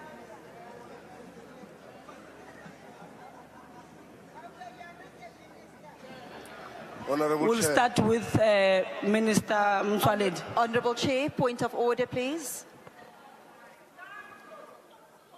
Yes, honorable member. You did not call us out for our statement. Thank you. Okay, I would ask that you consult maybe with Honorable Swart, since he is the whip for the smaller parties, and there is a rotation, so I'm not sure whether maybe you were part of the rotation this time. Thank you. Minister Mtsoaledi. Thank you, Chair. I am standing to confirm the celebration by the honorable member. Honorable Minister, can you please take your seat? There's a point. Honorable Makaula. Ngibuka sangathi ungikhohliwe nami as a minister. Honorable Makaula. Honorable Mtsoaledi, you can continue. Thank you, Chairperson. I'm indeed standing up to confirm the celebration from Honorable Kleko about the pioneering procedure done at Charlotte Maxeke Academic Hospital. But because it's my job to clarify you, I just want to add that this procedure is not done for damaged valves as we usually do. The mitral valve is the valve which went at high school biology. The teacher used to call it bicuspid valve. This is what we're talking about. But the procedure is done when it's incompetent because your heart will have ballooned. This is not the only pioneering work that is done in our public hospitals because we usually undermine them. I want to invite our main folk here in this house to know that at Steve Biko Academic Hospital, we've got another pioneering procedure called targeted alpha therapy with actinium-225 done by Professor Sateche. I'm standing here in front of you to tell you that 40% of his patients are referred from private hospitals to go there for him because private hospitals don't have this procedure. But you'll never read that in any newspaper in the country. And I'm here standing in front of you to tell you that 50 of his patients since 2017 when he started this procedure were coming from outside country and a majority referred by European countries. So let's stop undermining ourselves. What we lack in the public hospitals is not skills and knowledge. What we lack is infrastructure, as Honorable Maimani has said. Infrastructure and equipment. That is why I won't rest in pushing Treasury to give us money to put up this infrastructure and equipment, because the skills and knowledge we have in abundance, even though you'll never see it. In the papers, you'll see when something goes wrong at Helen Joseph. You'll never see if everything goes right at Steve Biko Academic Hospital. Thank you, Honorable Chair. Thank you very much, Honorable Minister. Minister Mkunu. Thank you very much, House Chair. I stand to respond to the Honorable Member Chauke on the incident at Zanzo nightclub. Just to welcome the statement that she made and further say there is a Congolese national who has been arrested on the matter, 41 years old. But there are 8 other suspects that police are chasing after. And once there is a breakthrough on these matters, we'll inform the public. But it is a matter that we're taking very seriously indeed. Now, I've got another statement, Chair. That one is from Mutaung and Ngola, the honorables. First, just to say that we welcome the statement that they made with regard to the delegation of AfriForum that went overseas and solidarity. Just to confirm that there are 4 case dockets that have been opened on the matter, 2 by various groups, and the last 2 by individuals. And the cases are being handled by CATS. There is cases against the state, and they are being taken very seriously. The investigations are at an initial stage, and they are being investigated with collaboration of the NPA. And once they have taken a decision whether to prosecute or not, we will then inform you. Thank you very much. Thank you, Honorable Minister. Minister Majodin. Enkosi kakhulu, Sihlalo, let me wish all the Muslim community a good Ramadan month. Having noted what was raised by honorable members from the Muslim community, I have already sent emails to all premiers, to all district mayors, as well as local mayors, that if they are doing maintenance or they have water shedding in their space, they must consider to accommodate the Muslim community between 17:30 in the evening to 19:30, as well as in the morning between 3:30 a.m. to 5:30 a.m. because this is the time when the Muslim community needs a lot of water. I've already sent that. As you are speaking here, I was sending that message because we work very well with all premiers. On the next matter on Polokwane, indeed there have been challenges in Polokwane. What we are doing as the department, we have funded Polokwane through the Regional Bulk Infrastructure Grant, where they are going to build a regional bulk waste water treatment, because Polokwane is growing rapidly.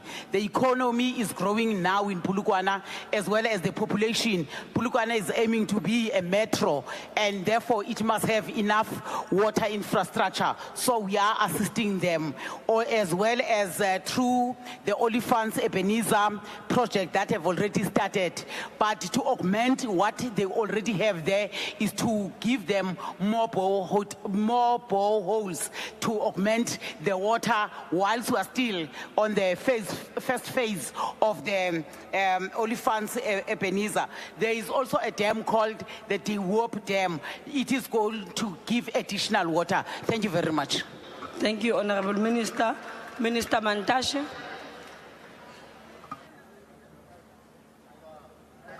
Honorable Chairperson, thank you very much. I want to start with my friends from MKP. They are my prodigal sons. They have no program, they have no identity, and therefore gasping for breath. Now, as a result of that, every problem with them is fresh air. They want to breathe it with no suggested solutions. That's where the shortcoming of having no program and no identity comes from.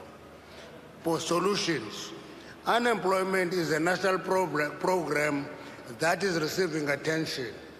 And we're all aware that unless we grow our economy, unemployment is not going to be resolved from the air or out of wishful thinking. So the investment must be in the economy. Let me go past that. I want to give them an advice on the budget. The budget will be presented on the 12th of March. Don't put the cart before the horse. Okay? Take your cart, put it behind the horse. It will come on the 12th. And when you see that budget, don't look for 2% VAT. Look for the budget in its entirety.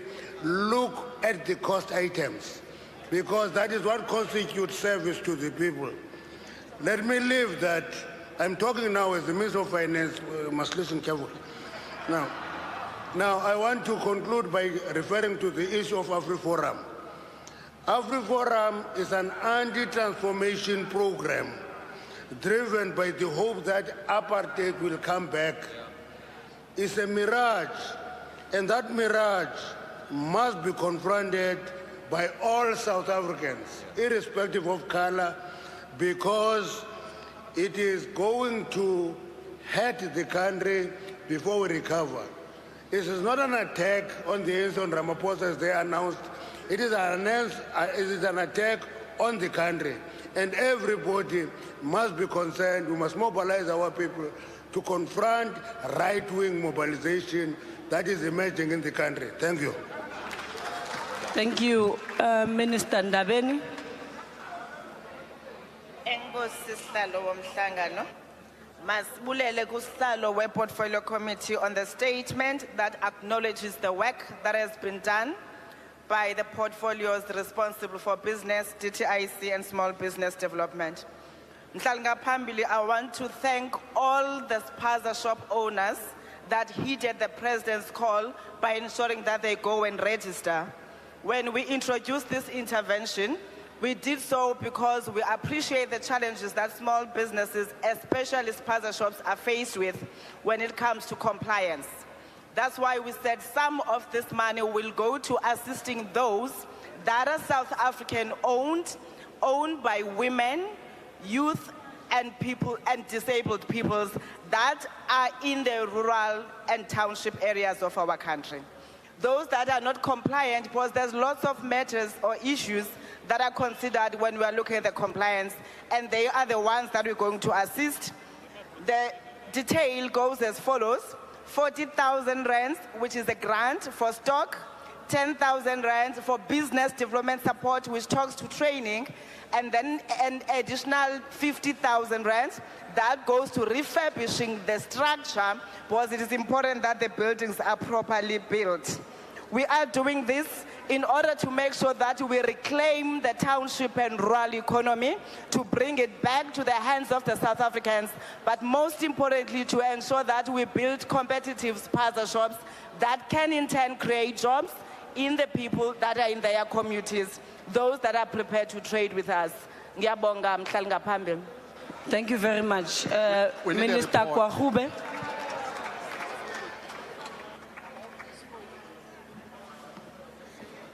Thank you very much, House Chair. Honorable Ghana raises an important point around the regulation that govern operations in the gambling companies. Obviously, this work falls within the ambit of DTIC, and I'm sure he can raise that with them. However, on the issue around the Department of Basic Education partnering up with corporate partners, I want to say to the members in this House, the reality is that that's something that we cannot shy away from. The 13.5 million learners, the 24,000 schools, and the kind of budget that we have in the system, we simply cannot meet the demand. Therefore, we have to partner with private partners. However, where I agree with the honorable member and the criticism around how some corporate partners advertise with products in schools is that we must have a policy that says how do we manage the kind of branding and advertisements that happen in schools in a way that doesn't harm the learners but assists us with the gap. But I must point out that the future of partnerships, particularly corporate partnerships, is here, because ultimately government cannot meet the demand that our schools and our learners have. And I take the point, though, around branding and protecting learners in particular from harmful branding exercises. Thank you. Thank you. Minister Hlabisa.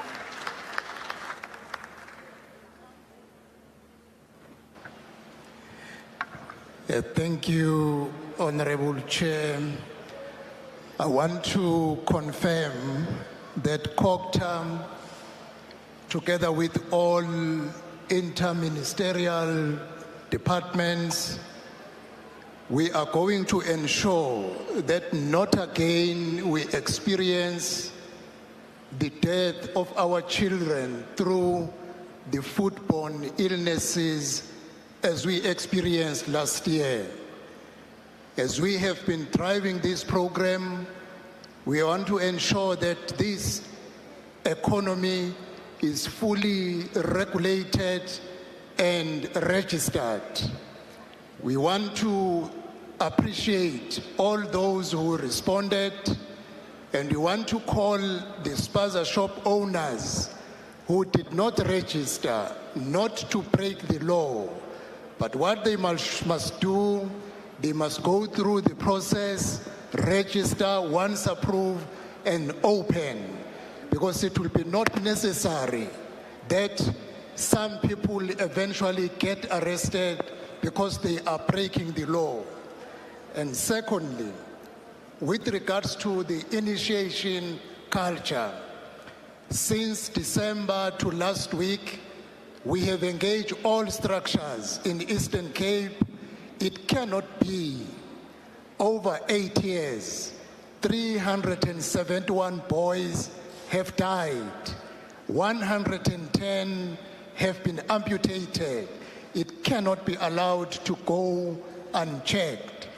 This time around, we want to ensure the slogan, abahambe bephila, bebuye bephila.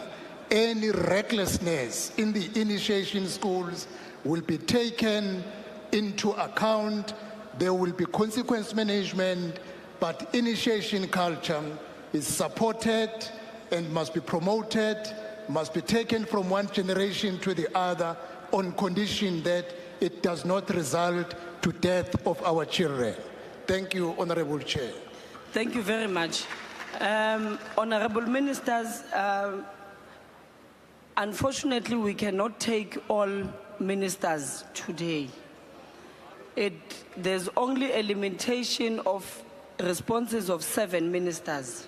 So I tried to at least mix that we get different responses from different ministers. But we appreciate the fact that you are here today and you were ready to respond to all the member statements that were given today. But it is unfortunate that we cannot take all of you with responses. We can only take a maximum of 7 ministers. So those who did not get an opportunity, maybe then you can write to those members in response and give them the responses that you would have wanted to give to the House. But that concludes the ministerial responses, and we go to the 6th order. The Secretary will now read the 6th order.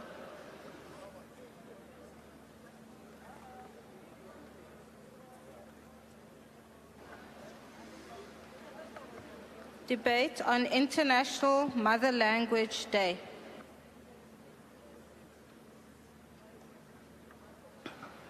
I will now recognize the Honorable Deputy Minister of Basic Education.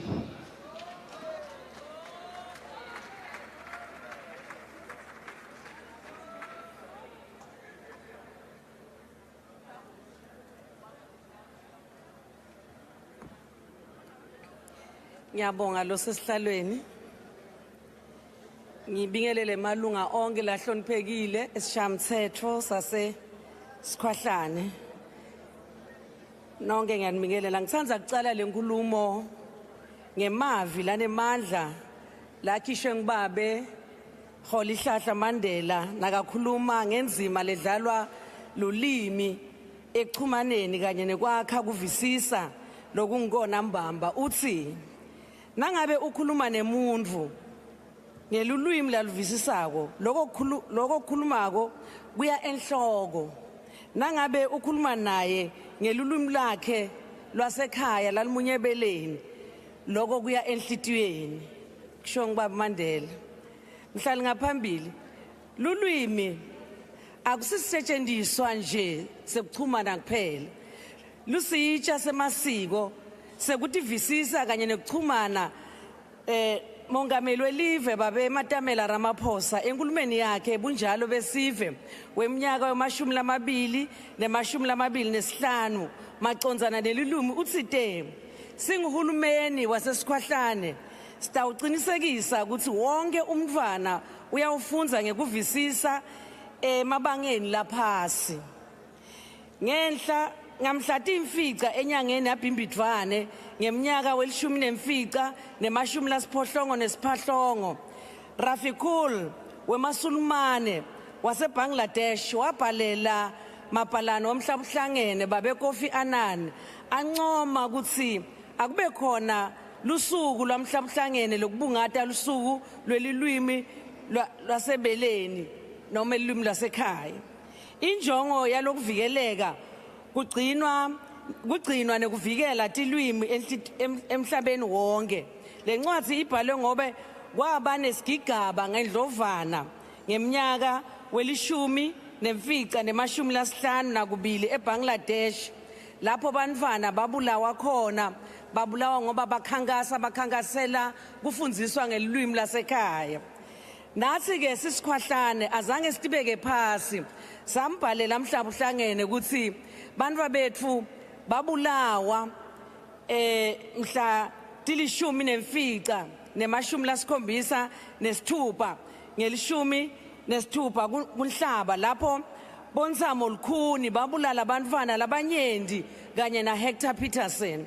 Kodwa indzaba yasesikhwahlane ayizange ithathwe ngoba nanoma abantwa bethu bebalwela kungafundziswa ngelulwimi lemcinzeteli longekhatsi kwelive kodwa balwela kufundziswa ngelulwimi lemchamuki lwimi lankosatana. Kungako mhlabuhlangene wathatha indzaba yaseBangladesh wabeka lusuku lemashumi lamabili nakunye kuNdlovana kutsi kube lisuku lokubungata lulwimi lasekhaya ngenxa yalokwendeka eBangladesh ngeminyaka welishumi nemfica nemashumi lasihlanu nakubili. Mhlali ngaphambili budlelwane emkhatsini wemntfwana nemfundzisi buncike kakhulu elimini lakhe lalikhulumako lolisetshenziswa ekhaya nekuchumana. Kuchumana kubaluleke kakhulu phakathi kwemfundzisi kanye nemfundzi ngelulwimi lakhe. Lokho kuletha lithemba ekwakheni lithemba nangabe umfundzisi achumana nemfundzi ngelulwimi lakhe kuletha kuvisisa kanye nehlonipho. Kungako wena losesihlalweni bantfwana labafundziswe ngelulwimi lwakubo kuto tonke tigaba kubonakala kungathi bahlakaniphe kwenca labafundzisa ngelulwimi lebachamuki ilulwimi lebatseshi. Lulwimi lwasekhaya lubaluleke ngekuthuthukisa kutethemba kuvisisa kutati imvelaphi yakho emasiko kanye nekuthuthuka. Umuntu lofundze letinye tilwimi ngelulwimi umuntu ufundza letinye tilwimi ngelulwimi lwasekhaya. Losesihlalweni ngqongqoshe welitiko letemfundvo kumabanga laphasi wamametela nyakenye enyangeni endlovana kuthi kulomnyaka losikuwo umnyaka wamashumi mabili nemashumi lamabili nakuhlanu kutawetfulwa emasu etilwimi temdzabu kuto tonke tikolo emabangeni kulibanga lesine. Leletfulo lakhe libuke tilwimi tetibalo buciko nebuchwepheshe kute kutsi kufundziswa kwelulwimi lwasekhaya kuti ilwimi temdzabu kukhushulele kulibanga lesine. Kuthuthukiswa kwemagama lacinisekile kuvunywe ngumtimba longamele tilwimi esikhwahlane. Litiko ke lona lilungisele emasu ekufundzisa eminyaka kulibanga lesine etfundweni tetibalo buciko nebuchwepheshe kuto tonke tilwimi temdzabu esikhwahlane. Tincwadzi tebuchwepheshe titfutfukisiwe kunelikomiti lelihleli libuke tonke tilwimi tendzabuko esikhwahlane kutsi akuthuthukise letilwimi tibuke konke lokukutibalo nebuchwepheshe. Litiko letemfundvo nemabanga laphasi luyachubeka kubekela kwimfundvo kutsi kubalulekile kutsi litiko lona lichubeke nekuheha bafundzisi betilwimi temdzabu. Lokho kutawenda kutsi kube khona kulingana emkhatsini webantu basesikhwahlane tilwimi tihlonishwe tonke ngalokufanako wonke umfundzi abe nelitfuba lekufundza ngalokulinganako kungabi netilimi letithathelwa phasi kube ngasi kunaleti ngcono kunaletinye. Umfundzate wefunza lushaka ubeka etulu bafundzisi labafundzela kufundzisa tifundvo temabanga laphasi kubukelwa lamalunga laphasi kusukela kumabanga laphasi etikolweni tethu kumele kubiyeketwe litiko letemfundvo lephakeme kufuna libiyekete futhi liqinisekise ukuthi labafundzela kufundzisa bafunze lokho nangekufundzisa ngetilwimi temdzabu buciko nebuchwepheshe. Lokhu kwendela ukuthi bafundzi bangatitfoli badidekile ngoba bangafundziswanga kufundzisa ngelilimi lwasekhaya. Umgomo mthetho locikicwe ngumongameli ngenyanga yaLweti kulomnyaka lofile ufike ngesikhathi lesifanele ucedza kungalingani emathuba avulekele bonke bafundzi ngalokulinganako.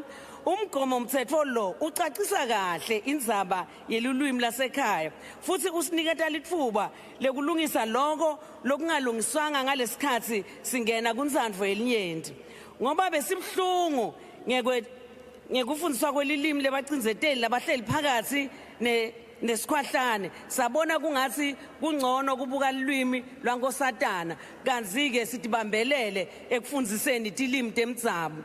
Sibonga lendlu yesishayamithetho ukuthi iluphasisile lo mthetho lo mthetho lobukene nokuchibiyela lokho lobekusele nakungenwa kumshayamithetho. Mongameli naNgqongqoshe siyabonga kakhulu ngoba babonile ukuthi kubalulekile ukuthi lo mthetho uphumeleliswe futhi lo mthetho sichibiyelo uphumelelise ufundziswe nasetikolweni. Lo mthetho lo wenda ukuthi i-freedom charter lo lekubitile kuphelele lokusho ukuthi ngalo mthetho losubita ukuthi nangaboleka kulebelungu limi sisibhela yenda ukuthi sithi sekuphelele lokusho ukuthi esikhwahlane sekutawuphela lendvo ukuthi kungathi kunemaveli amabili kunalabanye labangcono nalabanye labahluphekile bantfwana basesikhwahlane batawufana bonke kanzi-ke nemthetho we-freedom charter uthi umnyango wemfundvo sewuvuleke lesichibiyelo mthetho sicedza kungalingani sithuthukisa idemocracy yasekhaya esikhwahlane lohleli ngaphambili. Ngiyabonga.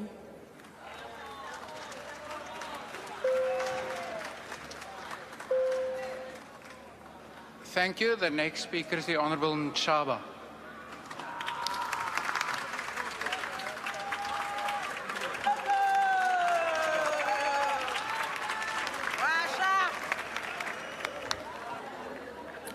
Ngibingelela usihlalo nendlu amalungu onke eParliament. Yes, girl. Akukuningi engizokhuluma kodwa nje thina njenge MK sesikhathele ukulalela inganekwane. Indaba yensumansumane esikhathele yona. Ilokhu esizokucela kakhulukazi ushayamthetho seParliament nabaholi. Siyacela kakhulu ukuthi ke kusetshenziswe ulimi lwebele ngoba lapho siphuma khona asizizelanga lana sithunyiwe emasifike emakhaya sikhuluma ngolimi lwebele noma ngabe luphudlanga kodwa singafika lawo sesithole sikufunayo abasasiza ukuthi sithini sesiyagwedeza sesikhuluma izinto esingavumelananga nazo ngabo masabancengile size siqashe imoto siyobathutha sibabuyisele ngoba sincenga amavoti kodwa mase benivotele anisabazi nokuthi bawobani. Siyacela ukuthi ulimi lebele sisetshenziswe kakhulu noma ngabe uliphi uhlanga ngisho abamhlophe emabefika endaweni zasemakhaya babhidilisha ukuthi bakhuluma isiZulu noma bakhulumele lo hlanga ngoba suke befuna ivoti. Siyacela ke ekhulumeni ukuthi ulimi lebele ke sisetshenziswe kakhulu. Yebo akufundwe ngesingisi kwenzela ukuthi abamhlophe basiphambi njengoba beniphamba nje benimuca izwe lene ezandleni bese niyabavumela. Kodwa nje asisukuvumela lokho. Ingane zethu azazi ngemvelaphi yethu. Mhlambe babuntuli nje ngizosho wangakithi. Mhlambe mangakubuza baba kakhokho wakho nje awumazi. Abaningi mangababuza obaba bokhokho babo lababazi. Kodwa mangabuza la uMr Kruger nginaye ekomtini mhlambe ngakutshela. Ngisho ngaye ngoba nginaye ekomtini la small business. Baningi abangababuza ngemvelaphi labangayazi. Asebesebenzisa kakhulu ulimi labamhlophe. Yikho ke niphambeka nje kodwa lelizwe solisebenzela kuze bephakade thina umkhonto wesizwe. Ngoba yizwe lethu izwe lobabamkhulu. Salijulukela balijulukela. Sazi ngishamanci wabo. Manganibuza ngamunye ukuthi babamkhulu akwafela ngeke ungitshele. Uzongitshela enye into ngoba usasetshenziswa kakhulu wathengeka. Noma ngabe izindlu zodaka kodwa kusekhaya. Kusekhaya la. Nyabonga. The next speaker is the Honourable Christians.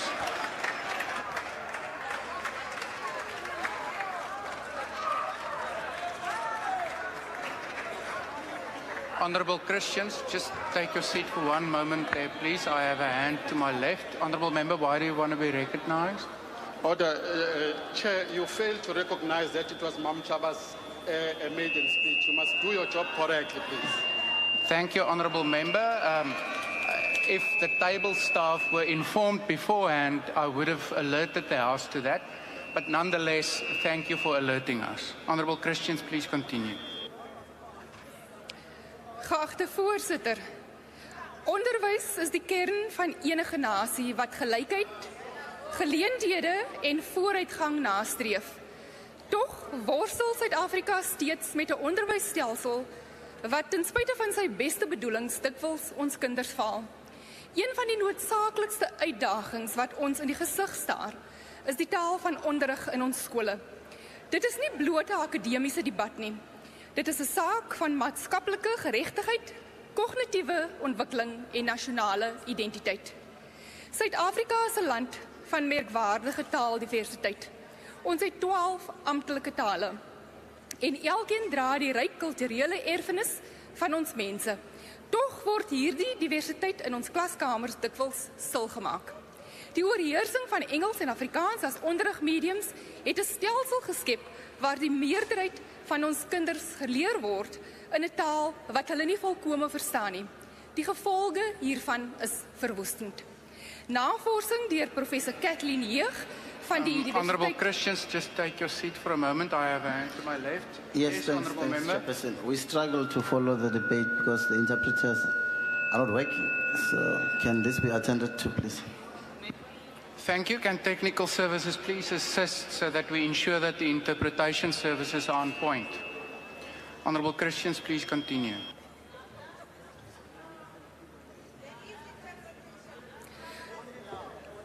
Navorsing deur professor Kathleen Jeug van die Universiteit van Suid-Afrika skets 'n ontnigterende prentjie. Kinders wat in 'n taal onderrig word wat nie hul moedertaal is nie, sukkel om geletterdheid en is meer geneig om skool vroeg te verlaat. Dit is nie net 'n Suid-Afrikaanse probleem nie, dit is 'n wêreldwye realiteit. UNESCO het lank reeds gepleit vir moedertaalonderrig, veral in vroeë skooljare, omdat die bewyse duidelik is. Kinders wat in hul moedertaal leer, presteer akademies beter, ontwikkel sterker kognitiewe vaardighede en is meer geneig om hul skoolloopbaan te voltooi. In haar boodskap tydens UNESCO Silwer Jubilee viering van Internasionale Moedertaaldag het minister Gwarube die noodsaaklikheid van bevordering van moedertaal gebaseerde tweetalige onderrig herhaal. Sy het beklemtoon dat sulke bevordering aansienlik belegging, onderwysopleiding en daadwerklike optrede verg, maar dat die langtermyn voordele leerders en die land sal transformeer. Maar kom ons kyk verder as net die statistiek en besin oor wat die werklikheid is en wat dit vir ons kinders sal beteken. Taal is nie bloot 'n kommunikasiemiddel nie. Dit vorm die basis van denke en begrip. Wanneer 'n kind onderrig word in 'n taal wat hulle verstaan, kan hulle krities dink, probleme oplos en hulself met selfvertroue uitdruk. Professor Vilakazi Nomlomo van die Universiteit van die Wes-Kaapland het bewys dat moedertaalonderrig in die vroeë jare optimale breinontwikkeling bevorder. Dit versterk neurale ontwikkeling en lê die grondslag vir beter denkvaardighede, soos analise, sintese en kreatiwiteit. Dit is presies die vaardighede wat ons ekonomie broodnodig het om in 'n internasionale wêreld mee te ding. Die voordele van moedertaalonderrig strek egter veel verder as net kognitiewe ontwikkeling. Taal dra kultuur, geskiedenis en identiteit. Wanneer ons kinders die geleentheid ontsê word om in hul moedertaal te leer, ontneem ons hulle van 'n belangrike deel van hul menswees. Dit het ernstige psigologiese gevolge en navorsing wat deur professor Nkonko, Suid-Afrikaanse taalkundige nou verbond aan die Howard Universiteit gedoen is, toon dat kinders... Honourable Christians, my apologies, just take your seat for a moment. Honourable Member, why do you want to be recognised?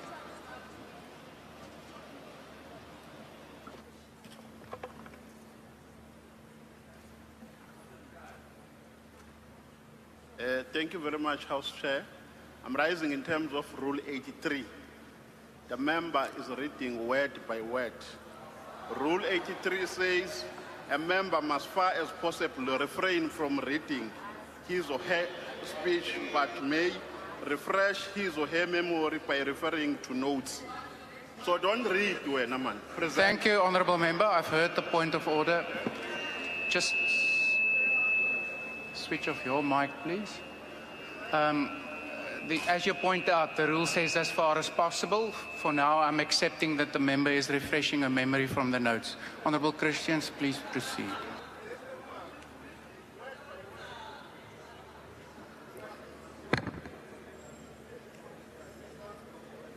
Navorsing deur professor Nkonko, 'n Suid-Afrikaanse taalkundige tans verbonde aan Howard Universiteit, toon dat kinders wat in hul moedertaal onderrig word, hoër selfvertroue het en 'n sterker sin van gemeenskap ervaar. Hulle is trots op hulle erfenis en dra meer positief tot hul gemeenskappe by. Geagte voorsitter, dit gaan nie net oor die bewaring van kultuur nie. Dit gaan oor die bou van 'n samelewing waar elke kind waardeer en bemagtig voel. Dit gaan daaroor om 'n onderwysstelsel te skep wat die diversiteit van ons nasie weerspieël en vier. Ons moet egter eerlik wees oor die uitdagings. Die implementering van moedertaalonderrig verg politieke wil, hulpbronne en volgehoue toewyding tot verandering. Ons moet die tekort aan gekwalifiseerde onderwysers wat in inheemse tale kan onderrig. Honourable Christians, please just take your seat. Honourable Christians, please just take your seat. Yes, Honourable Member, why do you want to be recognised? Thank you, Mr. Chair. I just want to point out that there are no Khoisan languages being translated. So could the Parliament please look at Khoisan languages in future as well? Thank you. Thank you, Honourable Douglas. For now, I believe we strive to have translation into the official languages, but I will ask the Deputy Speaker who's sitting there and who's in charge of translation services to consider that. Honourable Michalakis. Thank you very much, Honourable House Chair. Before my member at the podium gets interrupted again, can I just ask that you please remind members about the rule on frivolous points of order? Thank you. Yeah, thank you, Honourable Michalakis. Honourable Christians, please proceed. Let's hope that you can finish your speech without further interruptions. Thank you, Chair. Ons moet hoëgehalte leermateriaal in al ons amptelike tale ontwikkel. En ons moet seker maak dat moedertaalonderrig nie 'n hindernis word vir die aanleer van Engels, aangesien Engels nog steeds die lingua franca van besigheid, Honourable Christians, there's Honourable Christians. Please just take your seat again. Honourable Douglas, why do you want to be recognised now? Mr. Chair, the problem is the way that the response came to us is not acceptable. You can't say that Khoisan languages is frivolous. It's not frivolous languages. The fact that this country has not recognized the Khoisan languages for 30 years is actually morally unacceptable. Please take your seat. I've heard you. That's in fact not what the member said. The member said that the constant interruptions constitute frivolous points of order. Thank you. Honourable Christians, please continue.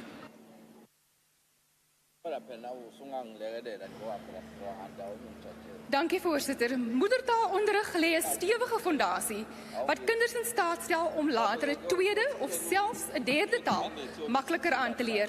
Wanneer 'n kind eers konseptuele denke in hul eie taal ontwikkel het, word die oordrag van kennis na 'n nuwe taal natuurliker en meer effektief. Dit versterk meertaligheid en brei opvoedkundige en ekonomiese geleenthede uit, veral in 'n diverse samelewing soos onsene. Maar kom ons wees duidelik, moedertaalonderrig is nie 'n leksheid nie. Dit is 'n reg. Artikel 29 van ons grondwet waarborg elke kind die reg om onderrig te ontvang in die amptelike taal van hul keuse. Tog bly hierdie reg vir baie van ons kinders buite bereik. Dit is ons plig as parlementslede om te verseker dat hierdie reg beskerm en gehandhaaf word. Hierdie kwessie raak nie net onderwys nie, dit is 'n morele noodsaaklikheid. Dit gaan daaroor om elke kind in Suid-Afrika 'n regverdige kans te gee om sukses te behaal. Dit gaan oor die bou van 'n nasie waar geen kind agtergelaat word bloot oor die taal wat hulle in hulle huis praat nie. Geagte voorsitter, ter afsluiting, laat ons onthou dat die besluite wat ons neem die toekoms wat ons land vir geslagte na ons sal vorm. Ons mag nie ons kinders faal nie. Kom ons beskerm en bevorder moedertaalonderrig in ons skole. Kom ons bou 'n Suid-Afrika waar elke kind, ongeag van die taal wat hulle praat, die geleentheid kry om te presteer. Dankie voorsitter. Dankie. The next speaker is the Honourable Mdntv.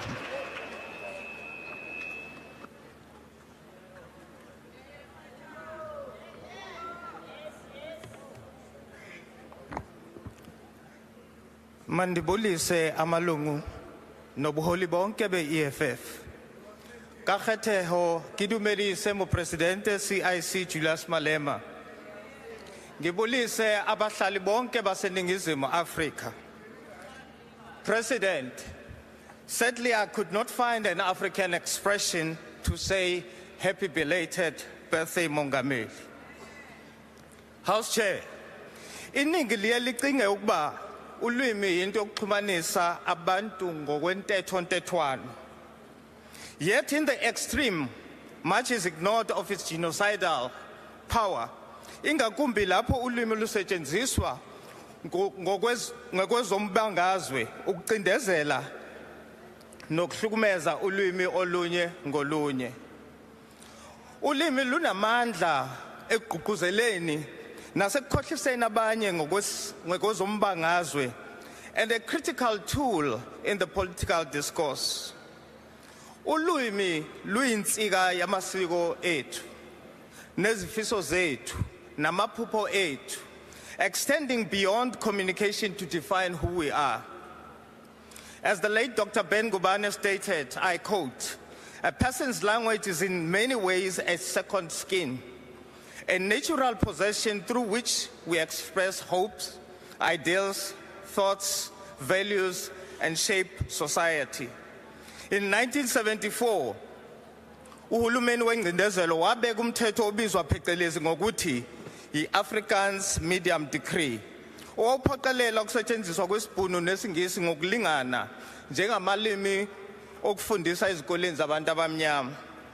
The policy aimed to deny black children access to quality education and to reinforce segregation and white supremacy. It's been 71 years since the Bantu Education Act institutionalized cheap black labor. 70 years since the Freedom Charter promised to open doors of learning and culture. 49 years since the 1976 youth uprising against Afrikaans as a medium of instruction. And 30 years into democracy, but where are we? Uma inkululeko ithathwa njengamandla abantu abanawo ekukhulumeni, ekwenzeni, nasekushintshweni lokho abafisa ukukushintsha ngaphandle kokuphoqelelwa, then linguistic freedom in South Africa is elusive. Out of 35 languages, only 11 are official. This means 24 languages remain suppressed, regardless of the highly acclaimed constitutional democracy. A clear example of this linguistic erasure is the exclusion of Khoi and San languages from official recognition, despite their deep historical roots in Southern Africa. Ngugi wa Thiong'o calls this cultural genocide, a systematic destruction of people's cultural expressions and ways of being. This is the real genocide we must confront, not the false and self-imposed narrative peddled by the racist AfriForum, Mabahambe uTrump balindele. According to the Stats SA 2022, isiZulu sitting at 23%, is the most spoken first language, followed by isiXhosa sitting at 16%, and Afrikaans at 14%. English ranks fourth at mere 9.6%. Yet English dominates public life, government, media, and education, despite its colonial roots. The deliberate imposition marginalizes indigenous languages and limits opportunities for those who do not speak English fluently. Phezu kwakho konke lokhu, sinohulumeni omnyama. As Professor P.O. Lumumba would say, the problem in Africa is that those who have power have got no ideas, and those with ideas have got no power. This is evident in South Africa, where language policy remains untransformed. A white child in South Africa learns, lives, and thrives in their mother language. A black child, however, is forced to navigate life in a foreign language. This perpetuates the same colonial violence we claim to resist. In our attempt to anglicize, though being the numerical majority, we become a cultural minority. As African leaders, we must act decisively. Kiswahili, spoken by over 200 million people, should be a unifying language across the continent, fostering Pan-Africanism and dismantling self-hate disguised as xenophobia. Bob Marley reminds us, emancipate yourself from mental slavery. None but ourselves can free our minds. Marcus Garvey echoes, we are going to emancipate ourselves from mental slavery. For while others might free the body, none but ourselves can free the mind.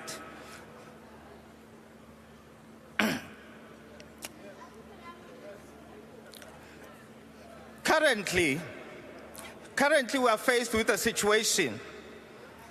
As we debate, our own interpreters are faced with a myriad of unresolved challenges, short staffing, and forever overworked with long hours of sittings without Honourable breaks. Mthethwa, unfortunately your time has now expired. Matters, the management resorts into victimization.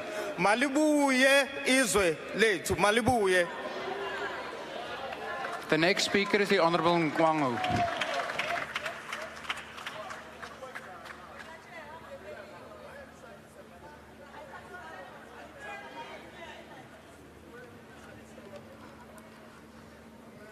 Honorable Chairperson, ngiyakhuleka emakhosini nasendlunkulu, ngibingelele kuwo wonke amalungu ahloniphekile alendlu. It is a great honor to rise today in this house to speak on a matter that strikes at the very heart of our identity, our dignity, our human rights, the importance of preserving and promoting our mother languages. Namuhla njengoba sigubha usuku lomhlaba wonke lolimi lwebele, sikhunjuzwa ngeqhaza elikhulu elidlalwa ulimi ekubumbeni isizwe namagugu ethu, imfundo yethu kanye nokuhlukahlukana kwamasiko ethu. IsiZulu sithi ke ulimi lwesizwe luyigugu. Izilimi zomdabu zisengozini yokushabalala. Lokhu ngenxa yokungaqhakanjiswa kwezilimi zethu, okudala ukugxila kakhulu ezilimini zasentshonalanga ezinamandla ezinkundleni ezifana nemfundo ephakeme emabhizinisini, kuhulumeni kanye nakwezinye izinkundla zokuxhumana. Honorable members, language is more than just a means of communication. It is the soul of a people, a vessel that carries history, traditions, and indigenous knowledge from generation to generation. It is in our mother tongues that our grandparents passed down wisdom through fairy tales, through poems, through praises, and through amahubo that stirs us into unity as communities. Yet, despite this, we continue to witness the erosion of indigenous languages, both in South Africa and across the world. Schools are shutting doors on mother tongue education. Businesses prioritize foreign languages, and even within families, indigenous languages are being spoken less and less. This is tragedy we cannot allow to continue. Excuse me, Honorable Chairperson, we take guidance from our Constitution, which in the Bill of Rights affirms the Section 29, subsection 2, that everyone has the right to receive education in the official language of their choice, where reasonably practicable. This right is not just a privilege, it is a constitutional guarantee that must be upheld. The Supreme Court of Appeal reaffirmed this right in 2009 case regarding school language policies. The ruling made it clear that school governing bodies have the exclusive say on their school's language policy. As the IFP, we have always championed multiculturalism and the right of learners to be educated in their mother language. As the late Prince Mangosuthu Buthelezi wisely said, and I quote, "The preservation of our language is a duty we owe to future generations," unquote. Ek wil graag vandag aan alle Afrikaans sprekers sê, moenie julleself bekommer nie. Daar is geen bedreiging vir Afrikaans nie. Afrikaans is 'n geliefde taal en sal altyd gekoster word en beskerm word soos enige ander amptelike taal. Afrikaans is Suid-Afrikaans. Die IFP staan bankvas agter alle Afrikaanssprekers. Afrikaans is 'n lekker taal. Baie dankie hoor. Thank you. The next speaker is the Honorable Souls.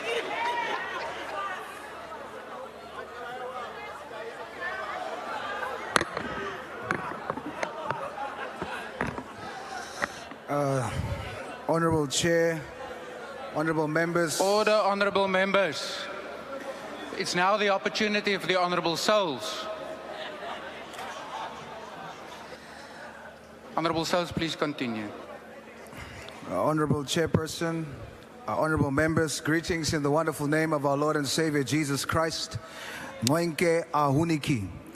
As the world celebrates the 25th anniversary of International Mother Language Day, an initiative that came about because of a protest on the 21st of February 1952 in East Pakistan. 27 years after my home language, Afrikaans, was made official in South Africa. Unfortunately for the First Nation of this country, the Khoi and San, and us, their so-called colored descendants, this day serves as a sad reality that Khoi and San languages are still not recognized as official. It is further disheartening that the mother of the Afrikaans tongue, known as Ku-Afrikaans or Afrikaaps, is still considered a watered-down, inferior version of Afrikaans as we know it. Afrikaans is a Creole language that de facto dates to pre-colonial encounters at the Cape between diverse cultures. Hotsman holds, open quote, a socio-linguistic inequality has existed in South Africa between speakers of similar but divergent languages, namely Afrikaans and Afrikaans. The former is standardized and official.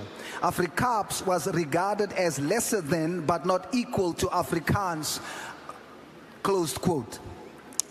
And this is because everyone, when speaking about Khoisan and colored identity, has all become very fluent in the one language that can be spoken in every language.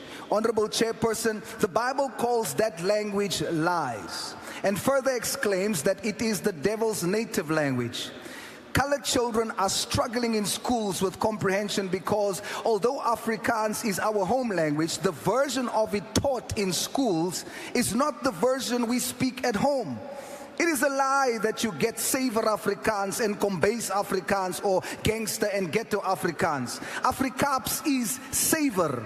And as ons se taal, we don't say juweliersware, we say jewelry. We don't say koek sisters, we say koe sisters. We don't say goeiedag, we say middag, hoe's it? Of awe massekind. We don't say dinge moet balanseer. We say goedes moet balance. We don't say ons huiwer nie, we say ons bysa nie. Honorable Chair, die Boesman het gelandela op die gronde van parlement, and we call on government to ensure that our mother tongue, language like Ngu, Nama, and Afrikaans are preserved, developed, and made official. As PA, we still believe in our rainbow nation, where all races live as one under God. Ayo, Gangans, and I thank you. Thank you. The next speaker is the Honorable Dr. Boshoff.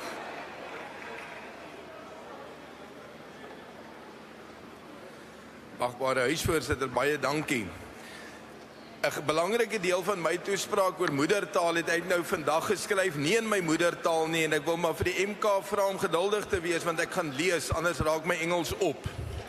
Honorable House Chair, historically people make widely divergent choices regarding their mother tongues. Let's put ourselves back in the past to illustrate this. It is 1902. The British Empire has defeated Boer resistance and gained full hegemony in southern Africa. Lord Alfred Milner has big plans for this region. With its gold mines and farmland, this would be the shiniest gem in the British crown. Afrikaners and Africans were culturally speaking equally excluded. Language barriers and lack of connection prevented both, except for some individuals, from ascending the imperial ladder. The invitation, however, was open. Acquire a British identity, and the sky would be the limit. Afrikaners and Africans responded in opposite ways, which were also rooted in history. For Africans, English was a language of upward mobility and was embraced by the elite. Since the unsuccessful anti-colonial wars of the 1870s, the focus of African resistance became the cosmopolitical mining centers of Kimberley and Johannesburg. Tribal resistance made way for a common black identity, demanding equal rights in the colonial order. That developed into African nationalism with English as common language to supersede the local identities. Ethnicity remained culturally relevant, but became politically irrelevant. So, for the nation to live in English, vernacular languages were relegated to private and limited spaces. Attempts to promote the use of African languages in education were viewed with suspicion as nothing more than the age-old strategy of divide and rule. The result is clear today. An African population economically divided between the haves and the have-nots, the BEE-able and the not BEE-able. The BEE-able can navigate the economy either as real entrepreneurs or as tenderpreneurs. because they have mastered science and commerce through a medium they have not sufficiently mastered. And that was aptly described by the member of the EFF. They do not meet the requirements to be BE-able and therefore remain poor.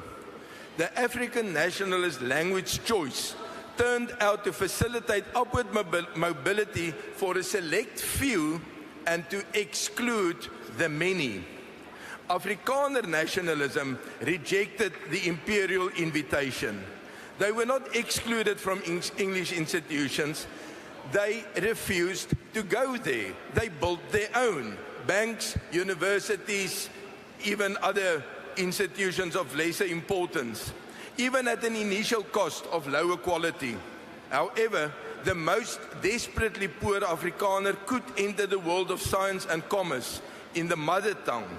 This is something to celebrate and to share. En as ek dan daarmee kan afsluit, dan wil ek sê dat om jou eie variëteit van 'n taal toe te eien en te sê dis nie maar net 'n dialek van 'n ander taal nie. Dit is my taal. Dit is wat die agbare souls net nou uiteengesit het. Toe Afrikaners Afrikaans gepraat het, het mense gesê dis swak Nederlands. Ons het gesê dis nie swak Nederlands nie, dis ons taal en ons noem hom Afrikaans. Ek dink die sprekers van Afrikaans behoort presies dieselfde te doen. Ek dankie. Thank you, Dr. Boshoff. Honourable members, before I call on the next speaker, will you please just check where you are sitting that your microphones are switched off? I see one microphone here in the front row to my left.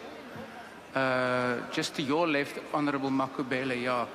That can also assist the sound. The next speaker is the Honourable Litlape, Dr. Litlape.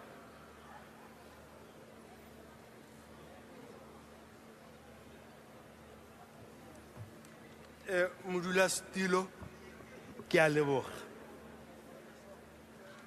You know, I sit there and I say to myself, where was I raised? Because where I come from, language was used to divide, not for social cohesion. My mother was born to a Swazi father and a Ndebele mother. My father was double Tswana. And my mother was not accepted by the Tswanas because of the language that she spoke. She was discriminated against most of her life. And my everyday experiences of language in South Africa, we use it to exclude, not to include. Right here in Parliament, when we go on oversight visits, if you sit in a car and we want to exclude you, we'll speak an African language you do not understand. If you sit another car, they will break into Afrikaans so that you're not part of that conversation. So we need to stop trying to fix the past. It's gone. But if we're going to have a future, we must be truthful about the past. I had the pleasure of visiting an Asian tiger in one of my first international trips in 1990, Singapore.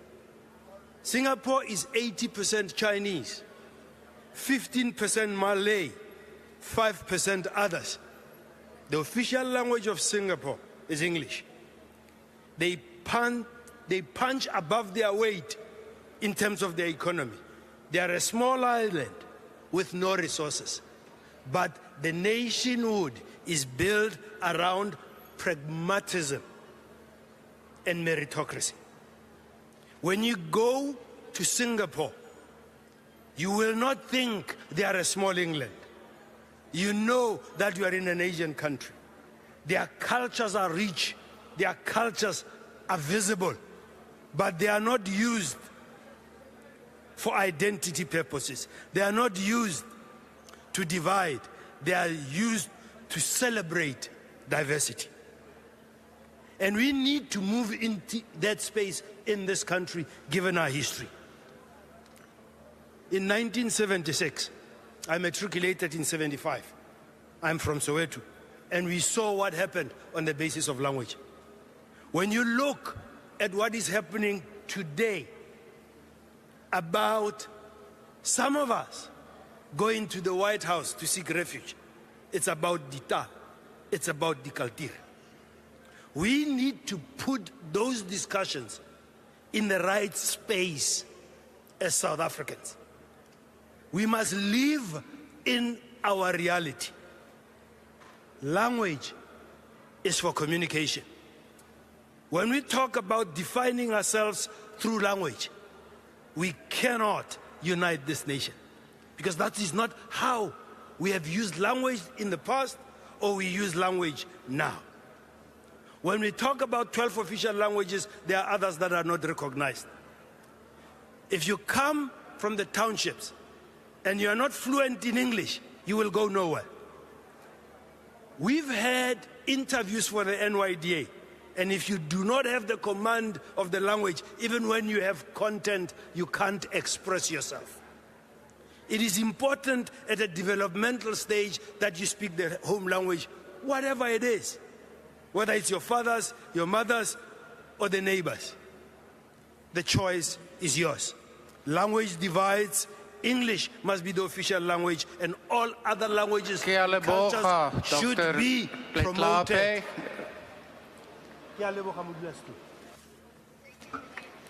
Honourable members, the next speaker is the Honourable Thring.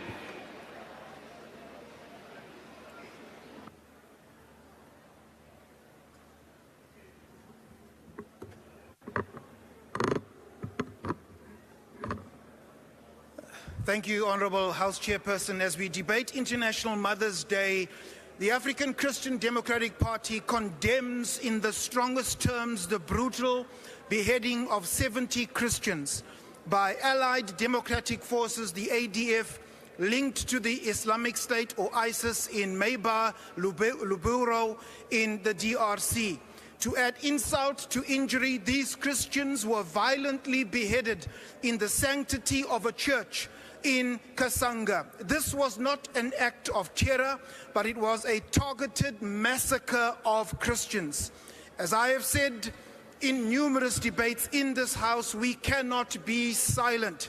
The ACDP calls on all Christians, Jews, Muslims, Hindus, and other faith-based groups to condemn this heinous, barbaric act, this silent genocide, in the strongest terms, lest our silence gives credence to complicity. The ACDP will not be silent. Back to the debate, the ACDP positions that without effective mother tongue education, we will continue to witness increased dropout rates and children struggling to cope academically. The ACDP views mother tongue education in the early grades with a structured transition to English as key to a learner's effective education. Research, both locally and globally, confirms that children learn best when taught in a language they understand. The success of the Eastern Cape Mother Tongue Education Project, where isiXhosa and Sesotho were used beyond grade 3, proves that early literacy and numeracy flourishes when learners grasp basic concepts in their mother tongue. Studies indicate that where English is introduced too late without proper bilingual support, learners struggle in later grades, particularly when transitioning to English in grade 4, if the Basic Education Minister is listening. Hence, phasing in English must be done carefully, systematically, and early.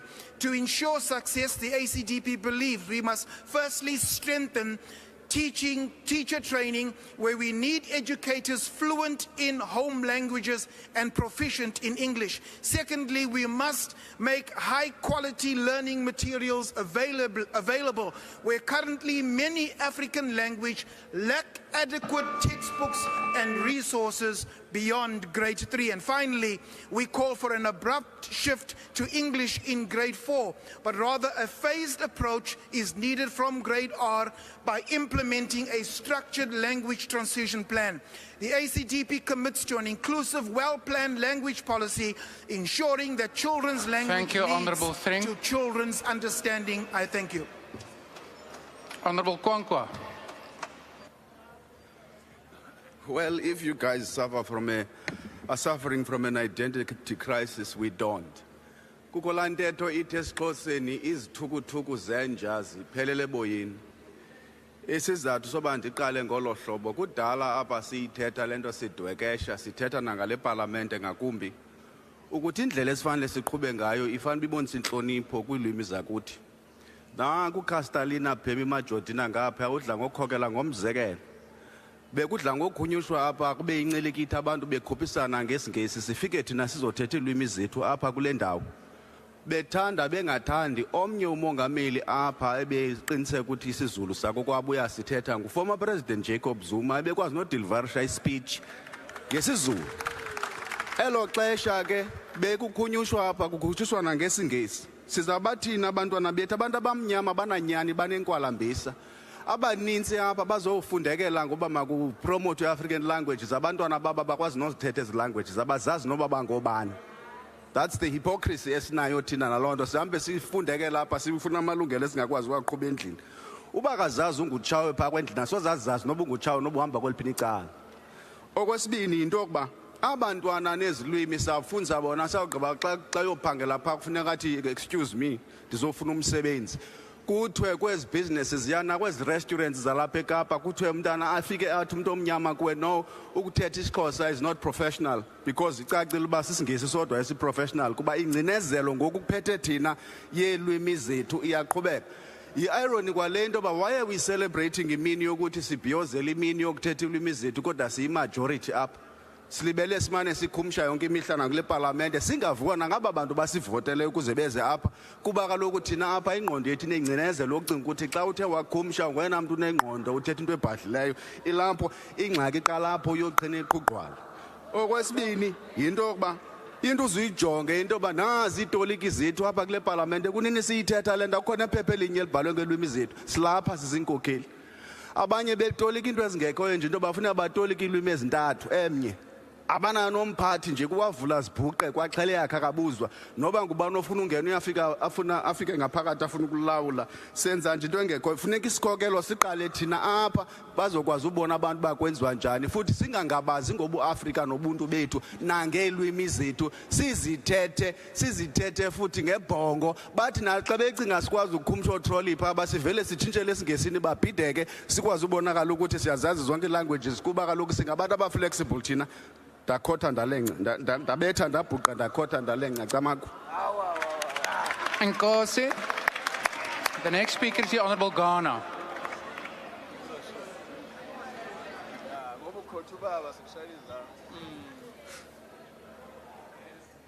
Nakhensa mthoma xitolo. Eka siku ra namuntlha ni ta nyika mbulavulo wa mehe hi ririmi ra manana. Hi Xitsonga xo hlantsweka. Xo basa pata ni mapa. Vahlonipheki va huvo, va holobye, va Afrika-Dzonga ya rikwerhu. Namuntlha ni yime laha mahlweni ka n'wina ku ta tlangela siku siku ra ririmi ra manana leri tlangeriwaka misava hinkwayo. Siku leri ri tlangeriwa hi siku ra 21 hi n'hweti ya Nyenyenyana lembe na lembe. Loko parlamente ya tiko ku ri yo yi tlangelaka siku leri tanihi leswi hi tshamaka tikweni ra tindzimi ta 12 ta ximfumo. Hi ri vula ririmi ra manana hikuva hi ri mamaveleni ra mhani. Ndzi tirhisa mbulavulo wa mina ku khensa no tlangela mhani a nga ni dyondzisa Xitsonga kusukela ndza ha ri cece. Ndzi khensa no tlangela ndyangu wa ka Ghana na muganga wa Lifara hikuva n'wana a hi wa wun'we. Ni tlangela ni ku khensa vadyondzisi hinkwavo va dyondzo ya Xitsonga kusuka exikolweni xa le hansi xa Muxoti ku ya N'wahungani, Lifara, DZJ Mthebule na xikolo xa le henhla xa Giyani. Ndzi yima ku khensa vahaxi na vahumelerisi eka Munghana Lonene hi kule hi yingisela yona yi hi dyondzisa ririmi leri. Ndzi rhandza ku khensa no tlangela vatsari va tibuku ta Xitsonga. Mina ndzi kule hi makombandlela leyi ya tsariwe hi HWE Ntsanwisi. Ndzi tlangela tinhenha ta vutsari bya ririmi ra manana. Ndzi vulavula hi DC Marivate, mutsari wo sungula wa buku ya Xitsonga.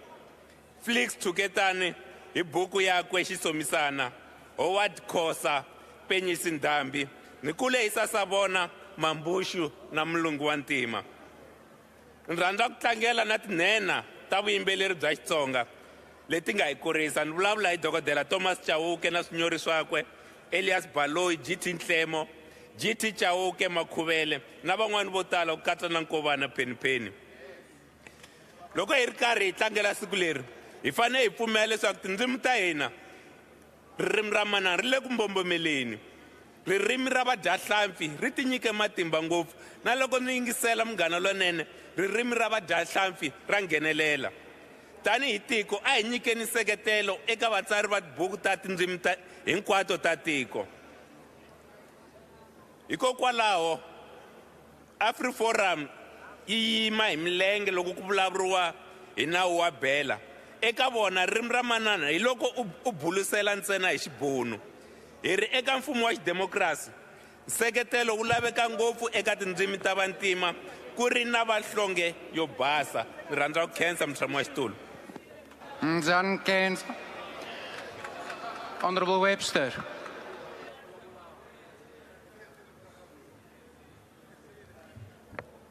Somlomo, njengoba sigubha usuku lwezilimi zendabuko, kubalekile ukuthi sigcizelele lokho ukuthi ulimi akulona kuphela indlela yokuxhumana, phinde kuhlanganise kakhulu ukuzazi komuntu, kuhlanganisa usiko. Okubaleke kakhulu ukuthi linomthelela ekuvulekeni kwamathuba kakhulukazi kwelethu lizwe. Kodwa ke kulo lelizwe leli uhlelo lwezemfundo liyaqhubeka nokuqhuba ubandlululo lusebenzisa ulimi ukuthi likwenze lokho. The vast majority of top performing schools in South Africa remain exclusively English or Afrikaans in medium, leaving the other languages behind, and this is not an accident.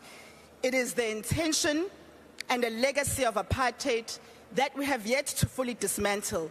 Balekile kodwa ukuthi sengikushilo lokho ngidlulela.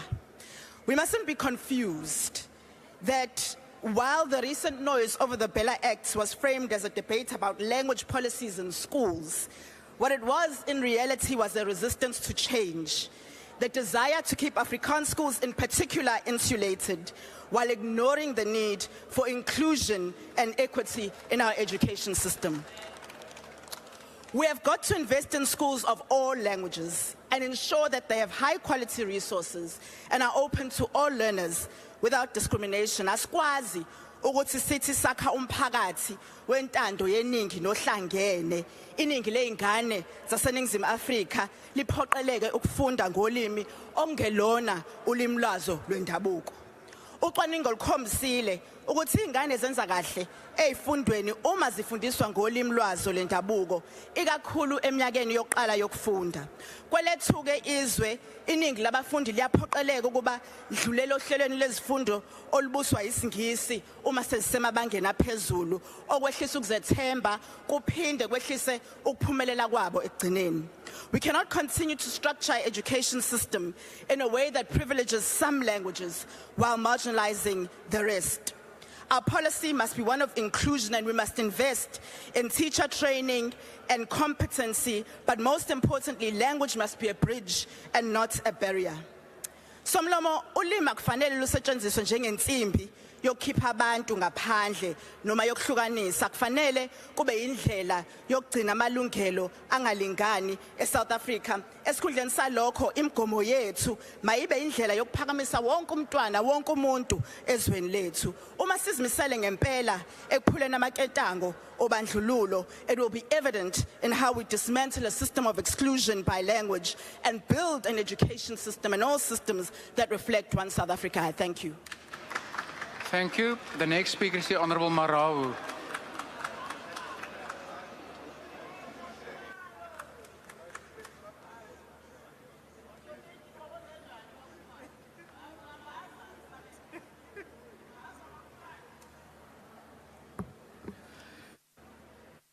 Thank you very much, Honorable House Chair. I rise today to celebrate and acknowledge International Mother Tongue Day, a day that holds immense significance of the preservation of our African heritage, identity, and dignity. Our mother tongues are not just a means of communication, they are the very soul of our cultures, our traditions, and our histories. They are the foundation upon which our children's learning and intellectual development should be built. South Africa, a nation enriched with linguistic diversity, has 12 official languages. Yet our education system continues to neglect the promotion and advancement of African language as primary mediums of instruction. The time for rhetoric is over.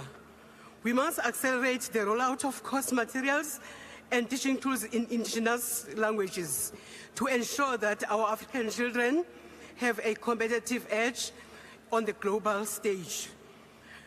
Honorable Minister of Basic Education, it is imperative that you take decisive action to ensure that even the most remote areas of our country have access to books, libraries, and knowledge centers that provide resources in African languages.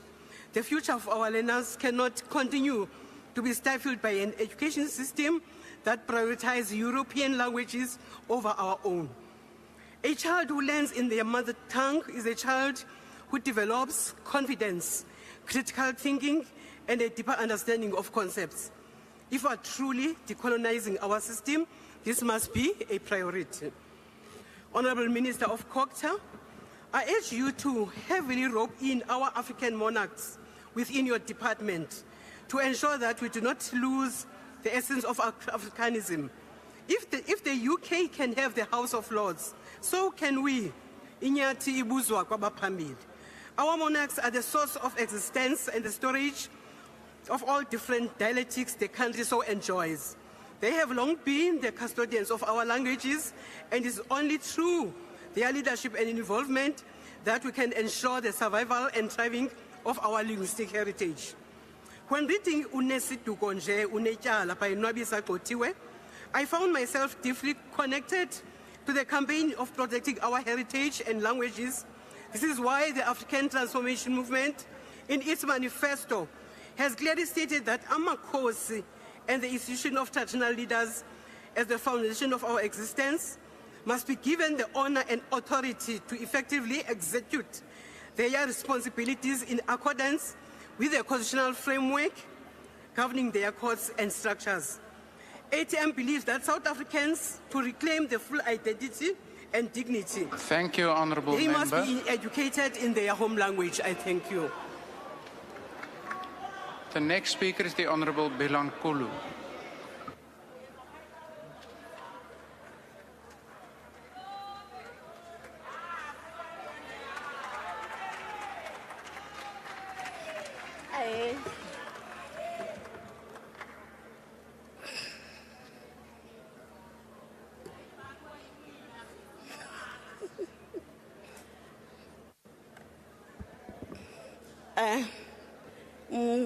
Mtshamo wa xitulu ba holobye na hinkwenu lava hi nga kona namuntlha haleni na vaakatiko va Afrika-Dzonga na milosa riperini. Namuntlha i siku ra nkoka eka mina ku va ni ta va na kanjhekanjhekisano lowu ni nga ta vulavula hi ririmi ra manana. Mo ni kombisa ku na wena Gaza a wu lontsongo. Njhekanjhekisano lowu wa xiyimo xa le henhla wu ta hi nkarhi lowu tiko ra Afrika-Dzonga ri pembelelaka 30 wa malembe ri ri eka ntshunxeko. I swa nkoka swinene ku paluxa na ku humelerisa ku cinca loku hi ku endleke tanihi mfumo xikan'we na ku lulamisa swiphiqo leswi hi hlanganeke na swona loko hi ri karhi hi rhangela. Vandla ra African National Congress ri sungurile khale ku languta swihlawulekiso swa nkoka swa tindzimi ni ku ringanela ka ku aka hi vuntshwa na ku antswisa vun'we ku ya emahlweni. Mi ta pfumelelana na mina leswaku Xibhunu na Xinghezi a ku ri tona tindzimi leti a ti tekeriwa enhlokweni ti tlhela tekiwa ti ri ta le henhla ku va munhu a vulavula tona kumbe ku ti dyondza. Eku tiyimisela ka hina eku ringanela ka tindzimi ku va kusuka eka buku ya hina ya vufambisi na vulawuri bya tiko ra hina leyi eka nkarhi wa sweswi yi tekelaka enhlokweni 12 wa tindzimi ta hina ta ximfumo ku yisa emahlweni ku humelerisa tindzimi ta ndhavuko wa xihina. sweswi hi le ka makungu yo simeka mpfapfarhuto wa nawu wa tidyondzo ta le hansi ka tindzimi ta eka lembe leri ra 2025.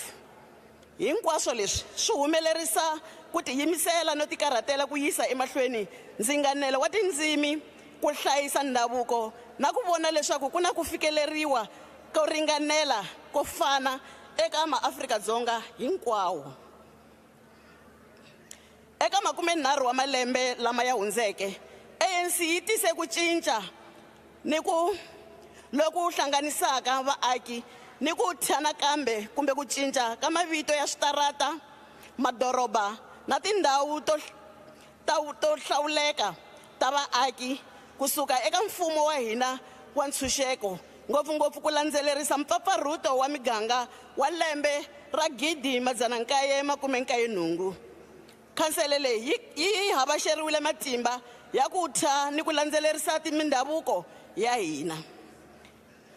Eka tindhawu ta xidoroba ku fana na le Durban, ku tlula 182 wa switarata na miako swi cinciwile ku humelerisa ku nona ka rifuwo na ndhavuko wa vaaki.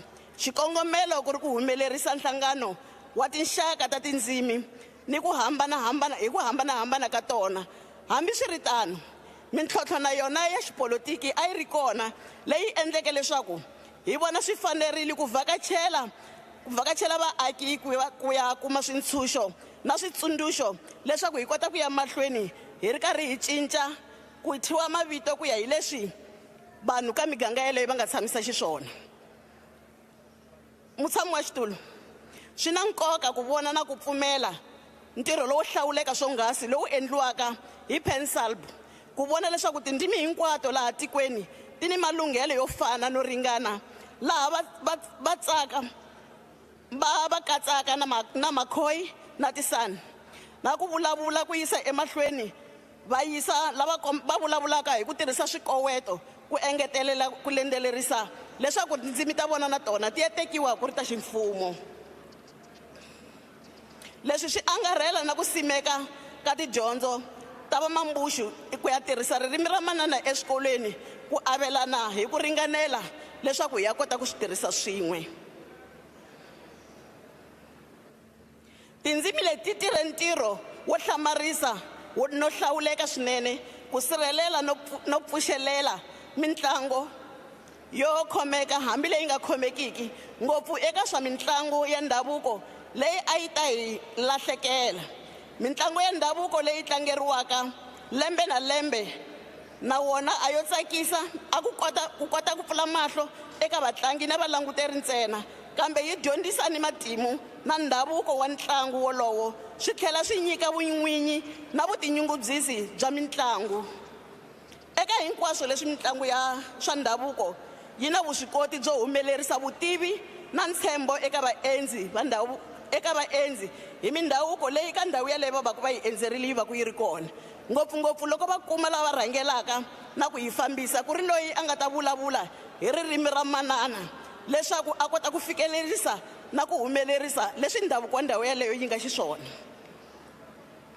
Vunanga bya hina byi na dyondzo na matimu ya lomu hi humaka kona.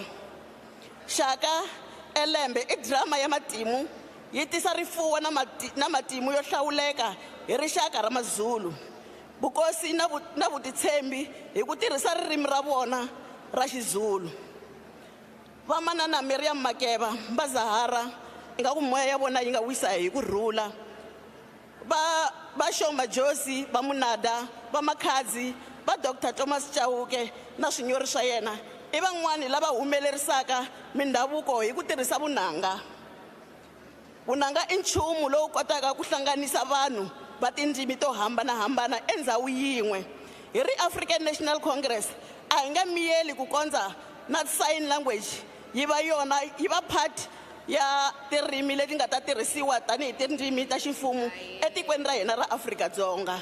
Khani mamba.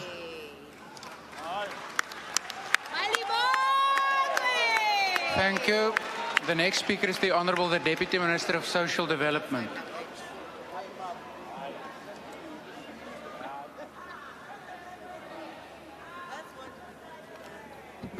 Honorable House Chair, can I wish Honorable Malema a very happy birthday. Language is a cultural phenomenon par excellence, according to my philosophy lecturer, Professor Adam Small of the University of the Western Cape, quoting Leopold Senghor, the first president of Senegal. He said Africans can only prosper if they develop a culture distinct and apart from colonial powers that oppress them. This helps us understand the Afrikaans phenomena that triggered the Soweto and Cape Flats riots of 1976. Why would Afrikaans-speaking learners from the Cape Flats declare war on Afrikaans? What Donald Trump and some leading Afrikaners are engaged in is nothing but an apartheid activity. What will this trigger as we celebrate International Language Day? Let me rather focus on our Constitution. South Africa's Constitution, Section 29(2), guarantees learners the right to receive education in the language of their choice. Most researchers agree it would be best for learners entering school to be taught in their mother language from foundation phase up to grade 4. This is in line with several African countries where schooling is an indigenous language for the first 3 to 4 years until the learner is about 10 years old. Language must not be used as a means of separateness, reminiscent of separate development, a euphemism for apartheid. What we have seen in the opposition to the Bella Act was nothing else but an apartheid activity. Let us ponder on what Leopold Senghor wrote in his poetry. Honourable Chair, the Speaker has in the sixth Parliament ruled against the way the ACDP tries to demonize Islam as they did today on International Mother Language Day. That is so un-Christian. Al-Jamaa condemns the beheadings in the DRC as it is a criminal act, not an act by Islamists. The ACDP must not use the House to promote hate speech. Don't attach the religion of a killer to his criminal act. The ACDP must learn from the Pope. He does not say anything to reflect badly on any religion. Shame on you, Honourable Member. Thank you very much. Is there a speaker on behalf of the NCC? If not, a speaker on behalf of the PAC? Then I recognize the Honourable Maglatsi.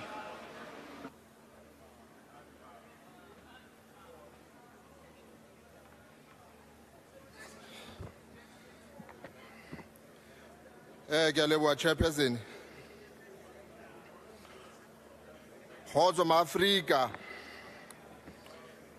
I stand before you today to urge that the preservation and promotion of our mother language are essential for the dignity, unity, and progress of our people.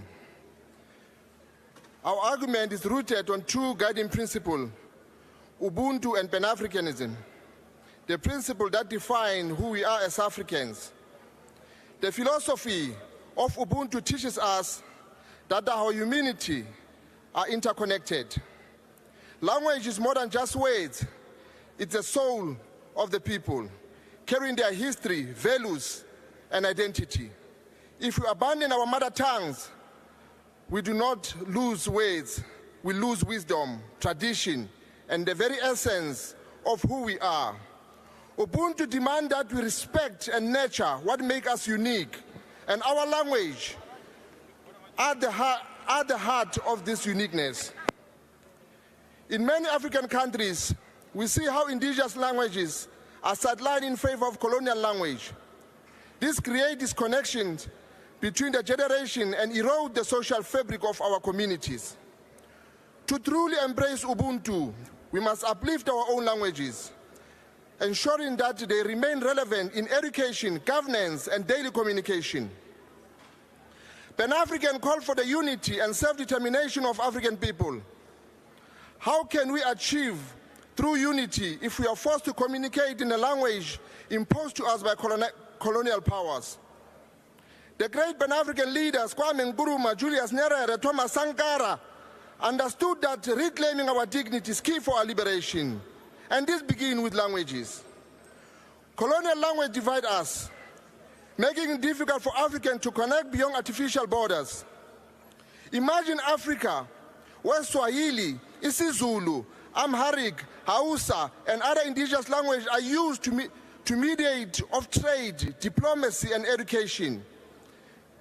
This will not strengthen our unity, but also challenge the dominance in the foreign influence over our institutions and economies.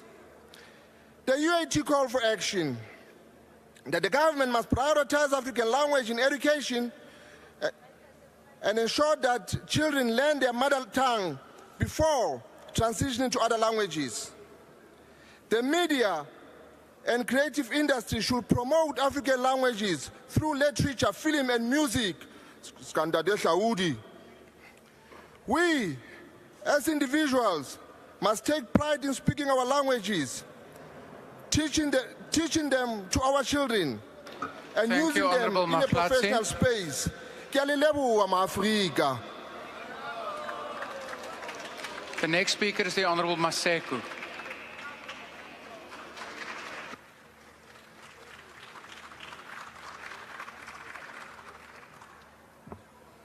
Ke a leboga modulasetulo.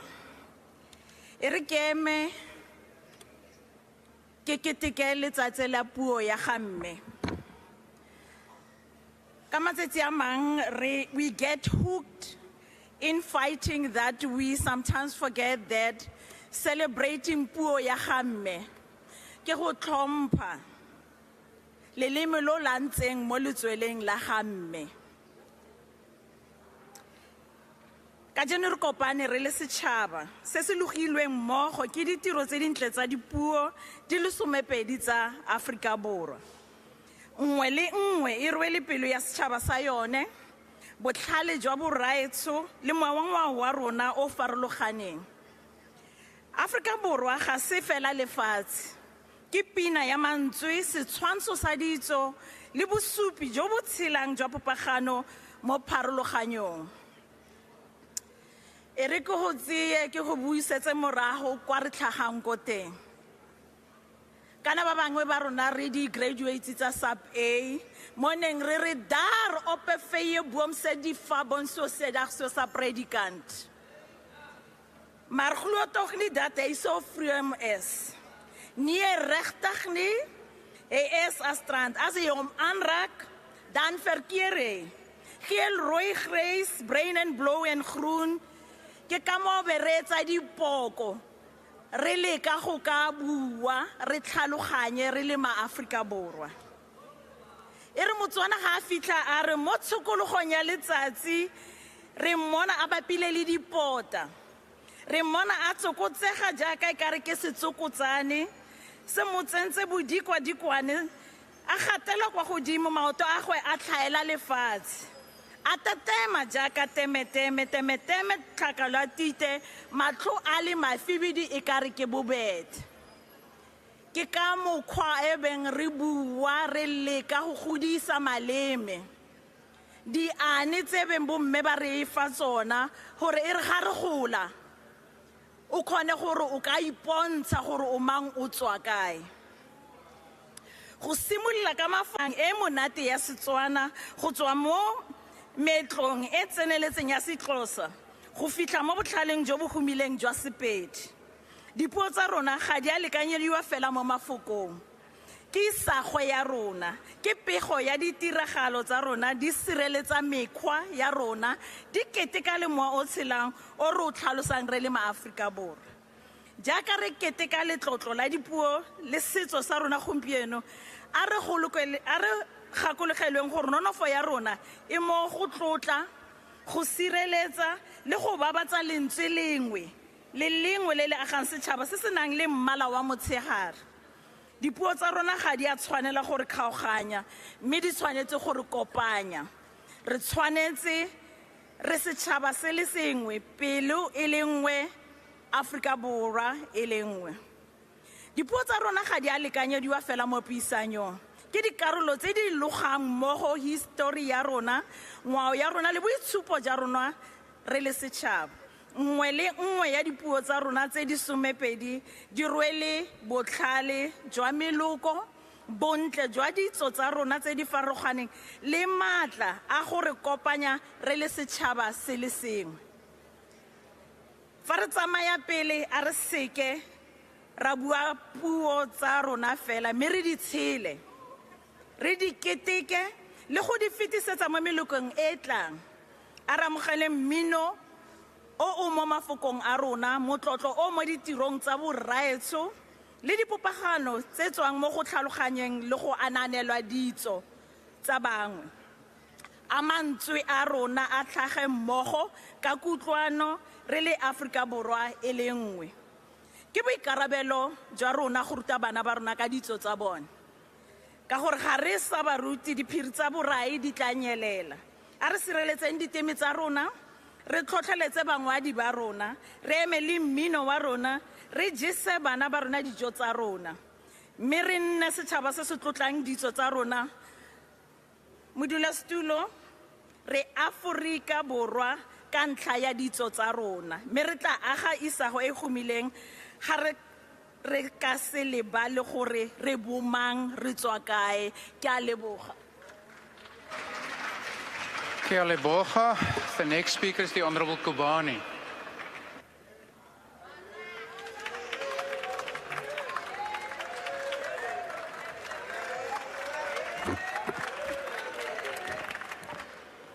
Aye. Namutlha ni yimile axikarhi ka vaakatiko va Afrika-Dzonga a ni vuli n'wina. Ni vula aka vaaki va tiko va Afrika-Dzonga.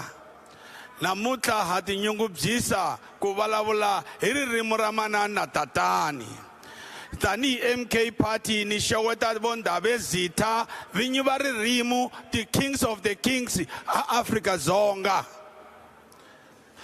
Xilungu hi xona xi nga hi dlayela tindzimu ta hina.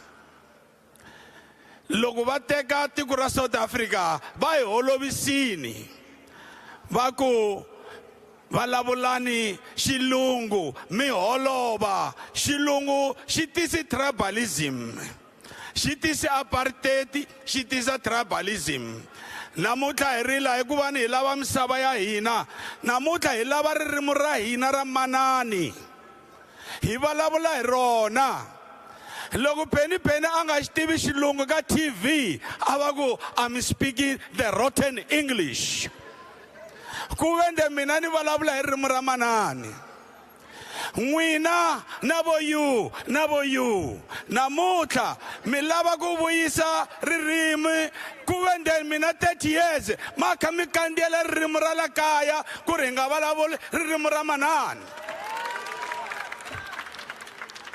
ni tiveka misava hinkwayo hi ririmi ra manani xichangani xilungu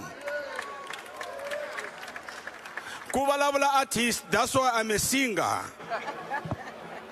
ni kesa manani wa mina a nga fa a ni siya misaveni lo a nga ni kulisa a veleni ra yena ni mama a ni dyondzisa ku famba hi ririmi ra tatana na manani namuntlha n'wina vo you na vo you a mi xi tivi Xitsonga a ni se mbona n'wina va DA mi ya a Giyani mi famba door to door mi vulavula Xichangani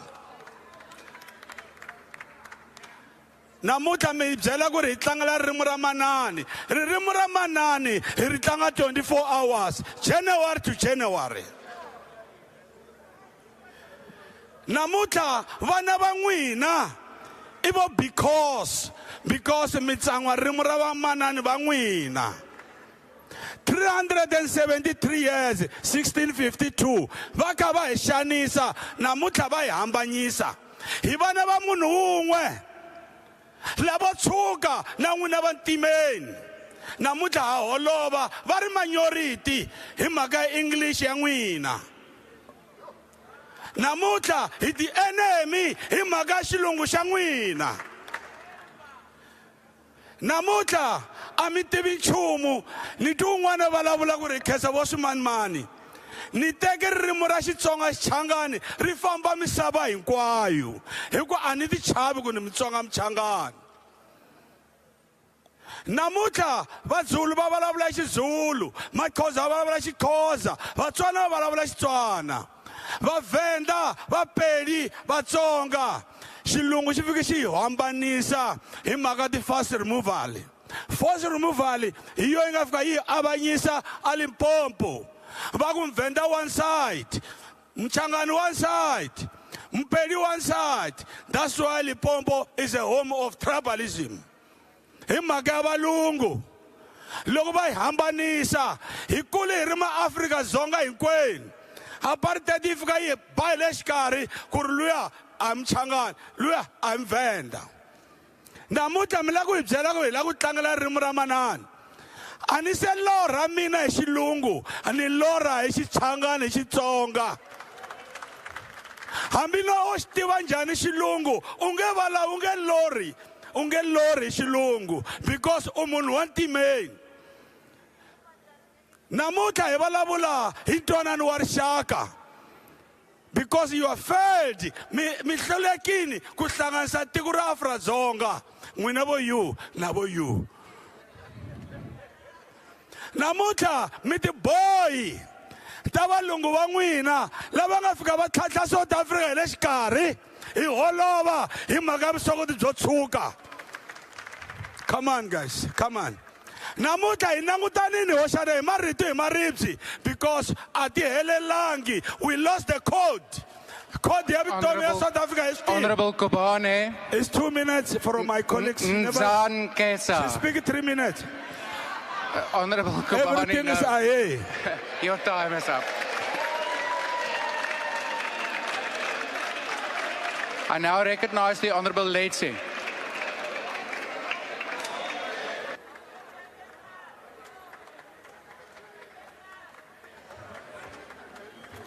I don't think Honorable Trope heard him.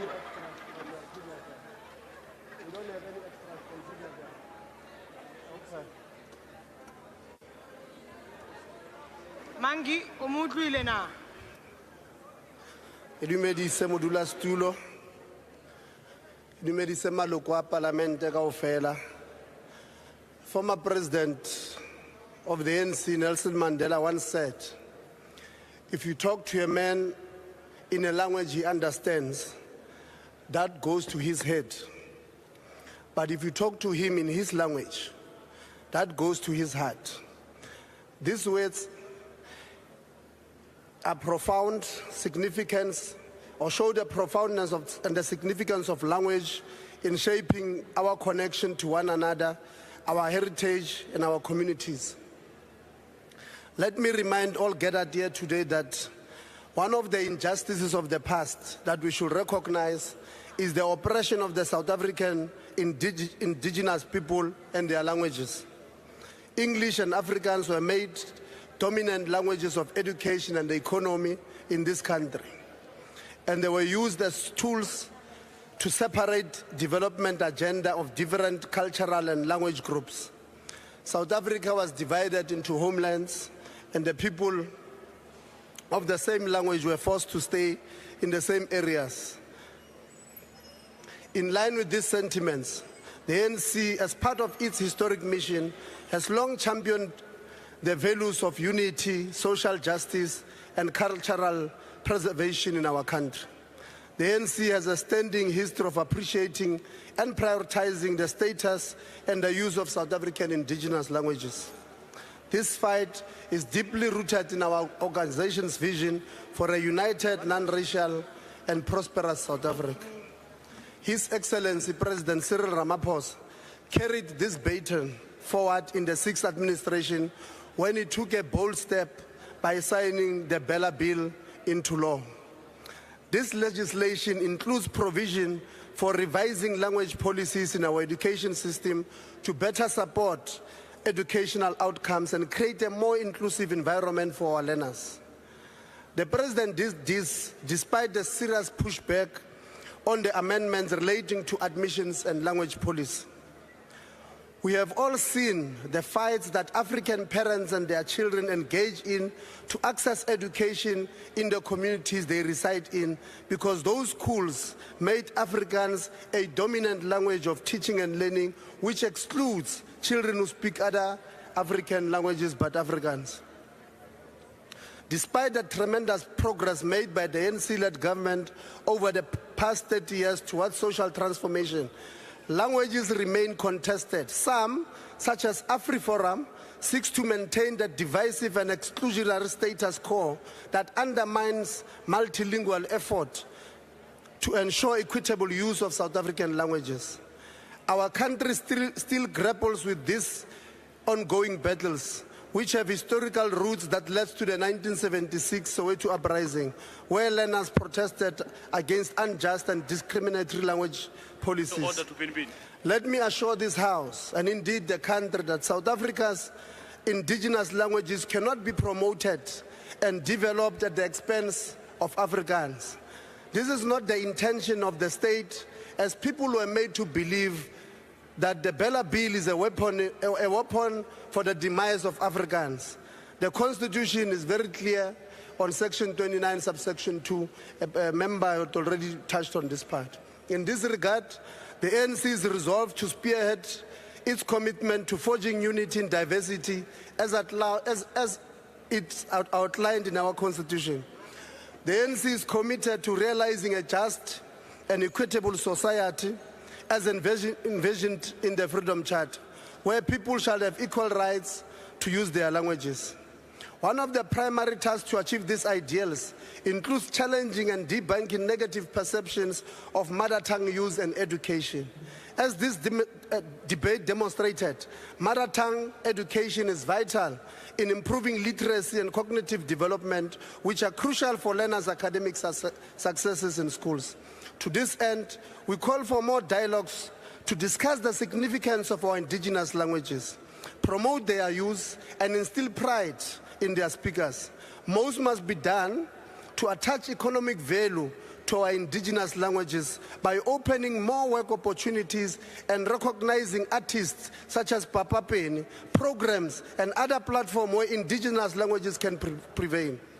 This will not happen by chance, but through deliberate and adequate resources interventions. Language is critical to the ANC transformation project of reversing the oppressive and divisive structural and systematic inequalities created by the colonial and apartheid governments. Those barriers promoted separate development and continue to manifest themselves today. The persistence of these challenges requires a strong developmental and ethical state, active and progressive participation of civil society, the private sector, and other stakeholders. This impresses the urgency of having a national dialogue to foster collective deliberations with all sectors of society on addressing our society's pressing needs. The national dialogue is also instrumental in building our nation's hard-fought democracy gains over the past 30 years. The ANC envisages the national dialogue to promote national cohesion and inclusivity. We anticipate the dialogue will result in the development of a social compact and the pooling of our collective resources towards driving socio-economic development. We must commend institutions of higher learning that have demonstrated exemplary leadership in implementing language policies that reflect our nation's linguistic diversity, such as UKZN, which has isiZulu as a compulsory course. Rhodes University, students enrolled in journalism must pass isiXhosa as a language subject. At the same time, University of Limpopo offers a course in multilingual studies in both English and Sepedi. UNISA has also begun offering programs in both English and African languages, including translating some of its courses from English to African languages, and many other institutions. These institutions, they've shown that fostering and integrating indigenous languages into higher education is feasible and necessary to create a truly equitable and welcoming learning environment. They've taken significant measures to guarantee that our nation's rich linguistic legacy is not only preserved, but also incorporated into the fundamental structure of our education system. However, more remains to be done. We call on all other institutions to build on the work done for all universities to develop and implement language policies that advance South Africa's indigenous languages in non-production, in research, in science, as outlined in the language policy framework for public higher education institutions. Such initiatives are also tied to improve service delivery by ensuring that our higher education institutions produce graduates who are not only expert in their respective fields, but also multilingual to best serve our people and our nation. This is particularly important in frontline services that serves our people, such as doctors, nurses, teachers, police officers, and public servants. Honorable Chairperson, for the ANC, language is central to the transformation agenda, appreciating that language is not just communication and merely words, but instrument linked to power, to knowledge, identity, and culture. To this end, the importance of language rights in promoting unity and diversity can never be overstated as we move forward. It remains our collective responsibility to dismantle these obstacles and build a more equitable future for all, one where indigenous people can fully participate and succeed in every aspect of society. In recognizing and respecting linguistic diversity, we can build a more just and equitable society for all South Africans. Just want to say, as a last point, Honorable Boshoff, that we are not going to enter your battles with honorable souls about Africans and Africans. All we know is that our indigenous languages must be given their rightful place in our institutions. Thank you very much. Thank you. Honourable members, that concludes this debate. We now come to motions without notice. Does any member of the ANC wish to give a motion without notice?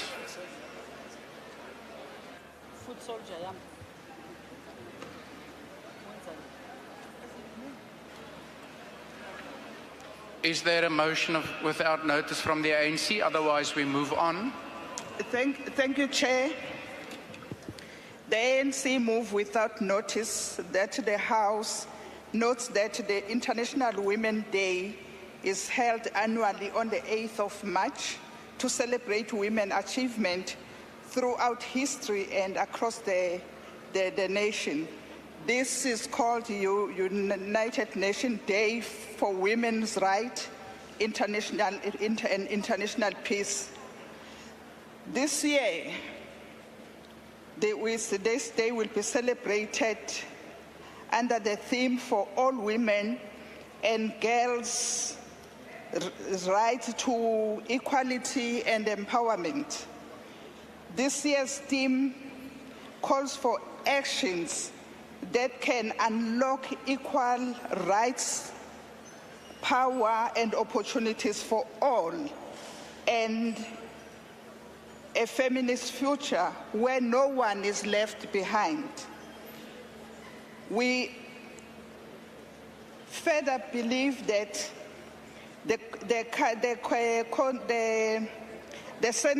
what is central to this vision is empowering the next generation youth, particularly young women and adolescent girls, as catalysts for the lasting days.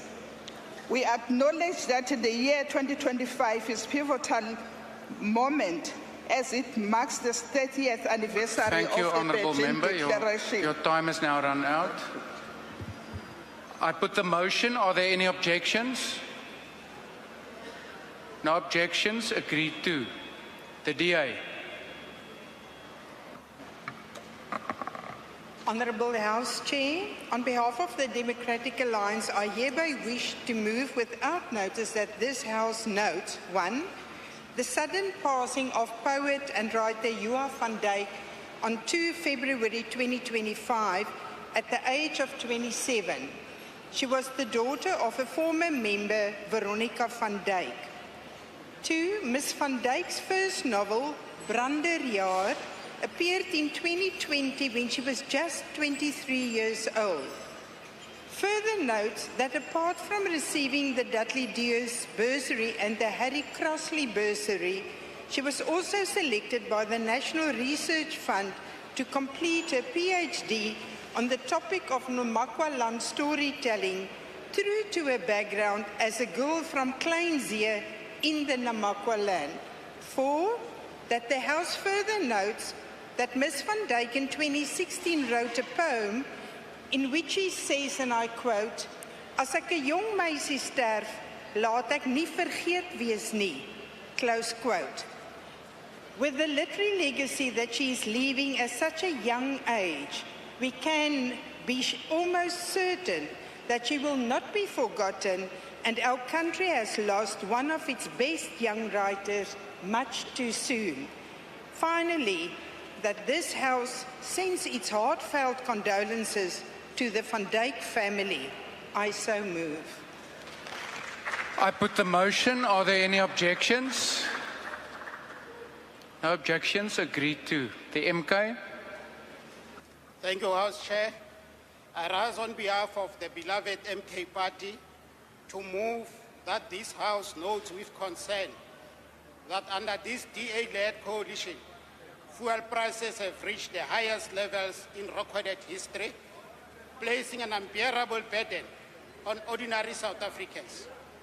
While a slight reduction has been announced... We're not here, Comrade Guest. Honourable Minister, please don't. Honourable Van Rooyen, please just speak a bit closer to the mic.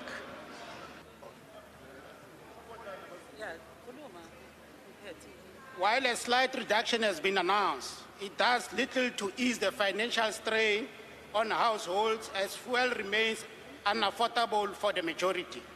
This House must further note that while government attributes these exorbitant prices to global factors, the reality is that South Africans pay some of the highest fuel taxes and levies in Africa. Instead of reviewing and reducing these excessive charges, so-called GNU government continues to exploit struggling citizens while big business enjoys tax breaks and subsidies. We therefore call for an urgent and comprehensive review of the fuel pricing model to ensure transparency, fairness and alignment with international best practices. Most importantly, it must prioritize affordability for the people over government revenue collection. I thank you. Honourable members, I put the motion. Are there any objections? Honourable Skosana. Yes, the ANC object, Honourable Chair. Thank you. Thank you. Honourable Michalakis. The DA objects. Thank you. Honourable members, there have objections having been registered. This motion will be converted to a notice of motion. The EFF. Thank you, House Chair. I rise on behalf of the economic freedom fighters for the House to note that the 28th of February marks the day Egypt was declared an independent sovereign state in 1922. Note that in 1882, Britain illegally occupied Egypt during the Anglo-Egyptian War, which led to the colonization of Egypt. Acknowledge that Egyptian revolutionaries rose up against British colonial rule in 1919, making the British administration ungovernable until Egypt was granted nominal independence in 1922. Recognize that the consequences of British colonization have left a lasting impact on many African nations, evident in the destruction of nature, culture, and human dignity. We take this opportunity to send a congratulatory message to the people of Egypt on 103 years of independence from the British colonial rule. Thank you. Honourable members, I put the motion. Are there any objections? No objections. Agreed to. The ANC.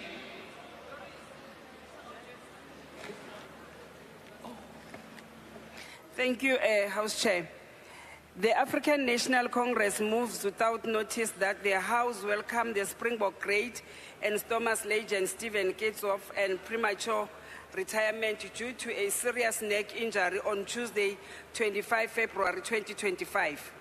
Acknowledges the contribution that the 33-year-old loose-held prop has made made in Rabi, soon and just locally but also internationally.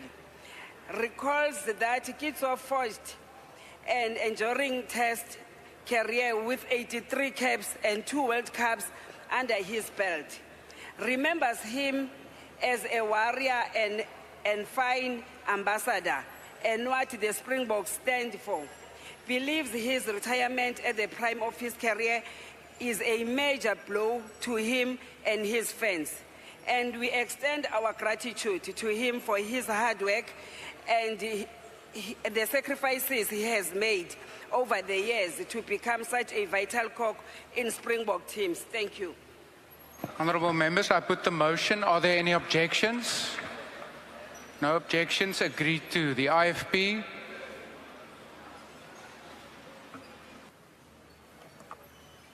Honourable Speaker, Inkatha Freedom Party want to move without notice that the House congratulate the team of Last Ranger for being the first isiXhosa film to be nominated for an Oscar award that recently took place in Hollywood. To acknowledge that the film was the only African film on the 2025 shortlist for this prestigious award. Further acknowledge it talks about serious issue of rhino poaching in an indigenous language. Commend the executive producer Anele Mdoda and Lebo M for continuing to shine a global spotlight on South Africa's consecutive effect and courage of the female rangers protecting the country's endangered wildlife. Thank you.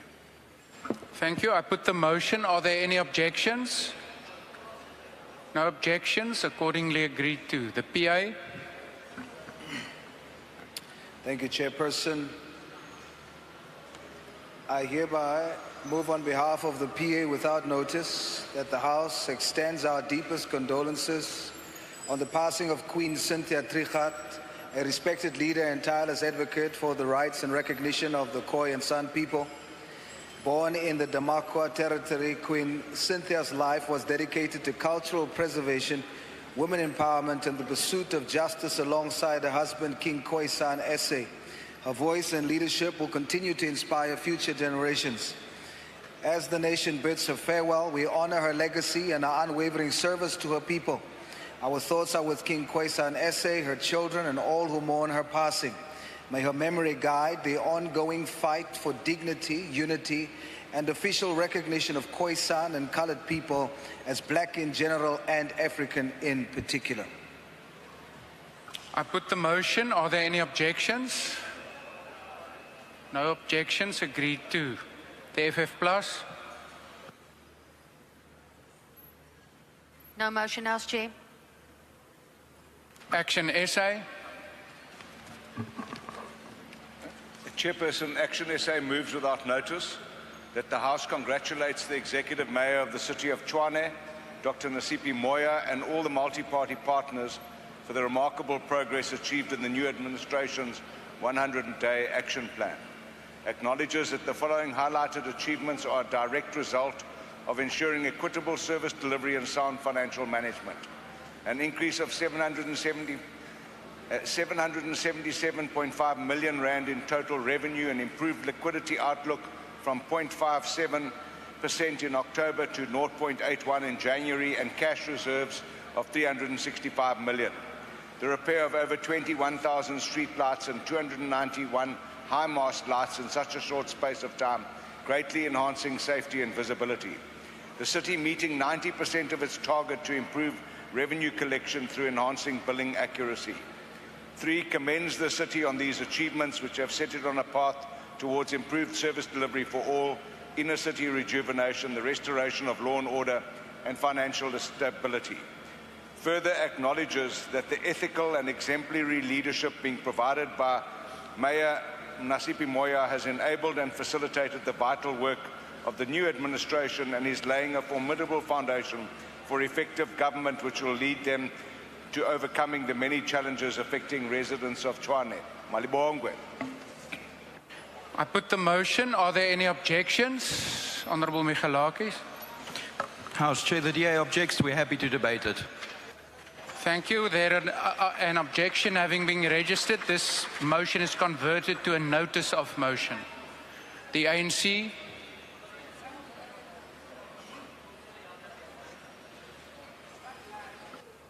The African National moves without notice that the House celebrates South African golfer Dylan Naidoo and a defining moment of his career when he clinched his first European Tour title at the Investec SA Open Championships in extraordinary circumstances at the Durban Country Club on Sunday, the 3rd of March 2025.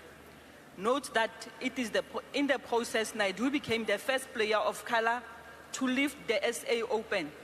62 years after trailblazing, Siususanka Papua Sugulam won the Natal Open at the same venue in 1963. The first person of color to win a professional tournament in South Africa. Understands that Naidoo victory also earns him a spot at the 153rd Open at National Portrush with Monaco Penye and Darren Vichat also qualifying. And congratulates Dylan Naidoo on his much-deserved win for flying the South African flag high and wishes him further success in his golfing career. Thank you, Chair. I put the motion. Are there any objections?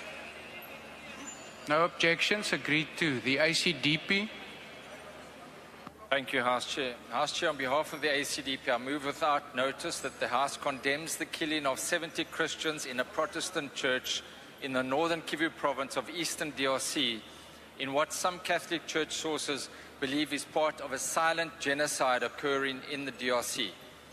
Notes that the victims were found beheaded on 15th of February this year near the Mayabu village, a district close to the border between Rwanda and Uganda. Many of those who died in the massacre were women, children, and the elderly, and had their hands tied behind their back.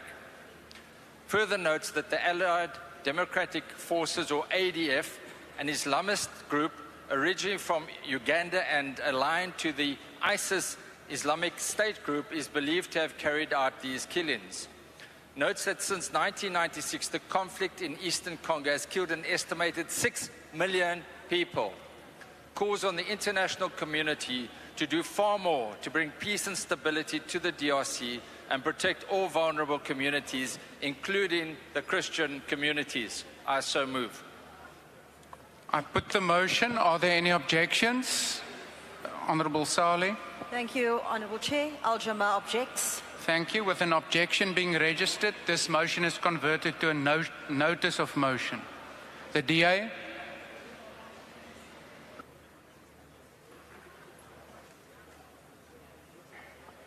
Thank you, House Chair. On behalf of the Democratic Alliance, I hereby wish to move without notice that this House notes the passing of poet, writer, painter, and anti-apartheid activist Brady. We are not here. Yeah, thank you, Honourable Minister. Please don't do that. Honourable Breitenbach, just please speak closer to the microphone and maybe harder. I can't get much closer, but I'll try.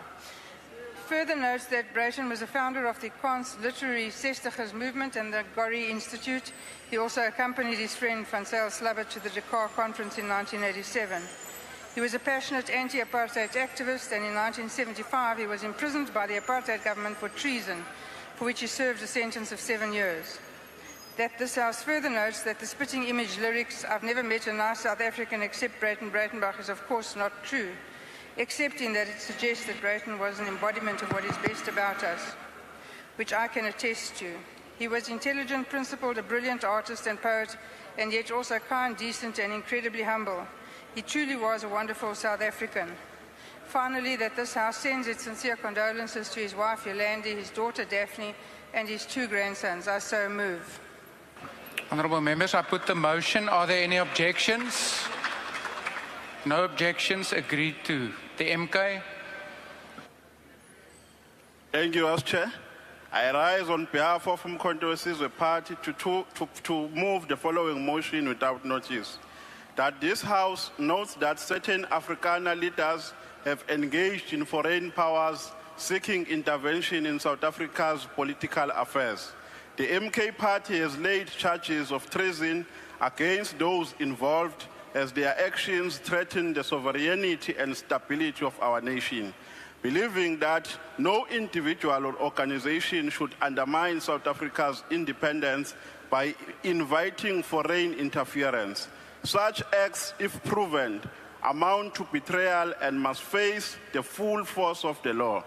Therefore, we urge that this House resolves to condemn any attempt to solicit foreign intervention in South Africa's internal matters. Urge the law enforcement agencies to expedite investigations into the treason charges laid by the MK Party. 3, reaffirm our commitment to protecting South Africa's sovereignty and democracy. I so move. I put the motion. Are there any objections? The Freedom Front, Honourable Denner. Thank you, House Chair. Please note the objection of the FF+. Honourable Michalakis. The DA objects. Thank you, honourable members. With objections having been registered, And the ACDP. the ACDP as well. With those objections registered, this motion is converted to a notice of motion. The EFF. Sibonge sihlalo.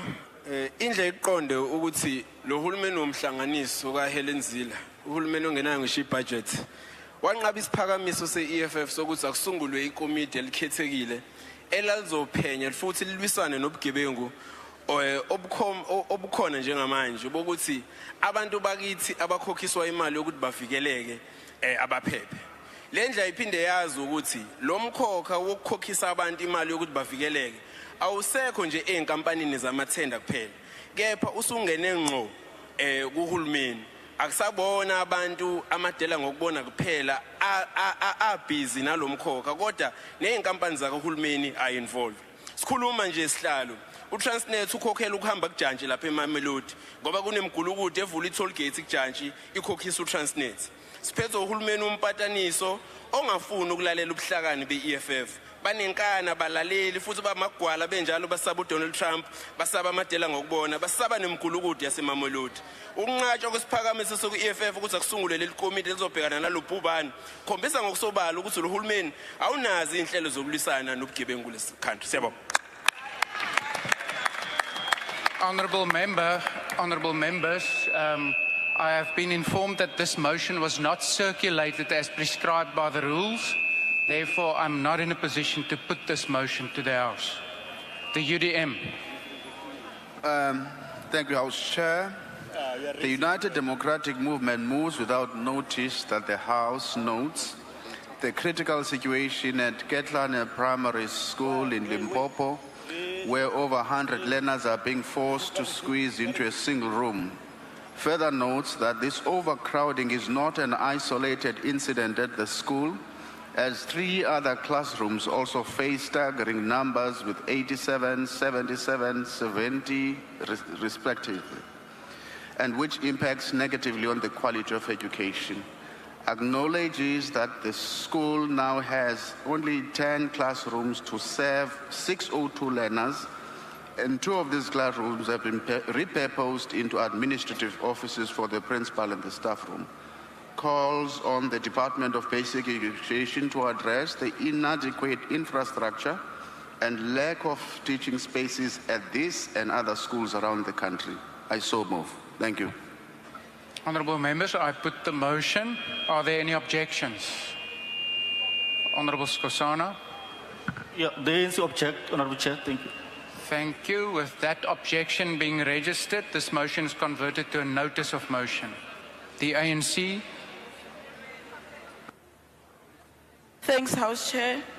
The African National Congress moved without notice that the House welcome the achievement of 5 South African musicians at 2 different ceremonies on international stage recently. Understand that the composer and producer Walter Kellerman won his 3rd Grammy Awards during the 67th Annual Grammy Awards premiere ceremony hosted by another icon, Trevor Noah, in Los Angeles on the February the 2nd, 2025, whereas 4 other local artists, Makazi, Tyler, Tito and Hoope won awards in different categories at the 3rd Trace Awards and Summit in Zanzibar from February 2020 from February the 24th to the 26th February 2025. Remember that Walter Kellerman's latest win in Los Angeles was the best new age ambient or chant album for Triveni in collaboration with Japanese cellist Eru Matsumoto and Indian vocalist Chandrika Tando. We congratulate Walter Kellerman and the other 4 South African artists on their recent achievements. The South African duo Tito and Hooper, who have won Song of the Year with their chart-topping anthem Swalabam. South African dynamic powerhouse Makazi, who took home the Best Dancer Awards and the Global Sensation. Thank you, Honourable Member. Your time has now expired. Honourable Members, I put the motion. Are there any objections? The UDM objects, Chair. With that objection from the UDM being registered, this motion is converted to a notice of motion. Rise Mzansi.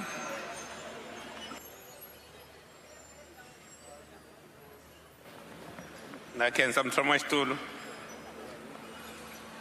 Rise Mzansi will use this item to celebrate South Africans and what is good about South Africa. I hereby move on behalf of Rise Mzansi that the House congratulates TechSpan, a South African robotics teams with members aged between 13 and 18, on being crowned the champions of the 2025 South African First Tech Challenge and International Robotics Competition on Saturday, the 17th of February 2025. Recalls that this is the second year that TechSpan has won this prestigious competition, knows that TechSpan's outreach and fundraising efforts have supported at least 11 other young robotics teams across South Africa, and acknowledges that TechSpan's efforts are supporting science, technology, engineering, and mathematics education in South Africa. I so move, Chairperson. Thank you. Are there, I put the motion. Are there any objections? No objections. Agreed to. Bosa. The ATM. The ANC. Thank you very much, House Chair. The ANC moves without notice that the House welcomes the Northwest University's unveiling of the Siyakolisi residence and Invictus residence on Monday, 24 February 2025. Acknowledges that the new Kolisi residence on the Potchefstroom campus provides housing predominantly to the university's large contingent of rugby players affiliated with the Northwest University Rugby Institute. Also acknowledges that the newly established multi-sport residence on campus, named the Invictus Residence, was opened by Springbok coach Rassie Erasmus, who was previously awarded an honorary doctorate by the university. Understand that the two residences will accommodate 204 students. Believes that the unveiling of the two residences celebrates leadership, resilience, and sporting excellence. Commends the Principal and Vice Chancellor of the University, Prof. Bismarck Chobeka, and the institution for keeping the indelible legacies of our heroes such as Kolisi and Erasmus. We so move. I put the motion. Are there any objections? We object, Chairperson. Yeah, thank you. The UDM have registered an objection. This motion is therefore converted to a notice of motion. Al-Jamar. Thank you, Honourable Chair. Al-Jamar moves without notice that the House notes that the individual's rights to freedom of speech at pro-Palestinian protests are being monitored by the South African Jewish Board of Deputies. Further notes that the organization is targeting individuals who exclaim slogans which they find to be offensive. Recognizes the right of citizens to express their right against the Zionist Israeli entity who is illegally occupying Palestine. Further recognizes the justice-loving citizens are concerned about the genocide of Palestinians. Understands that slogans which have been used against the former South African apartheid regime resonates with the liberation struggle of Palestinians. Further understand that citizens cannot be hounded by groups who support apartheid and Zionism. Calls on the House to intervene on tactics used by such groups to silence voices against occupation and genocide. I so move. I put the motion. Are there any objections? The ACDP objects. Thank you. The ACDP, please raise your hand in future. Honourable Denner. The FF Plus objects. Honourable Michalakis. The DA objects. Thank you. With those objections being registered, that motion is converted to a notice of motion. The DA.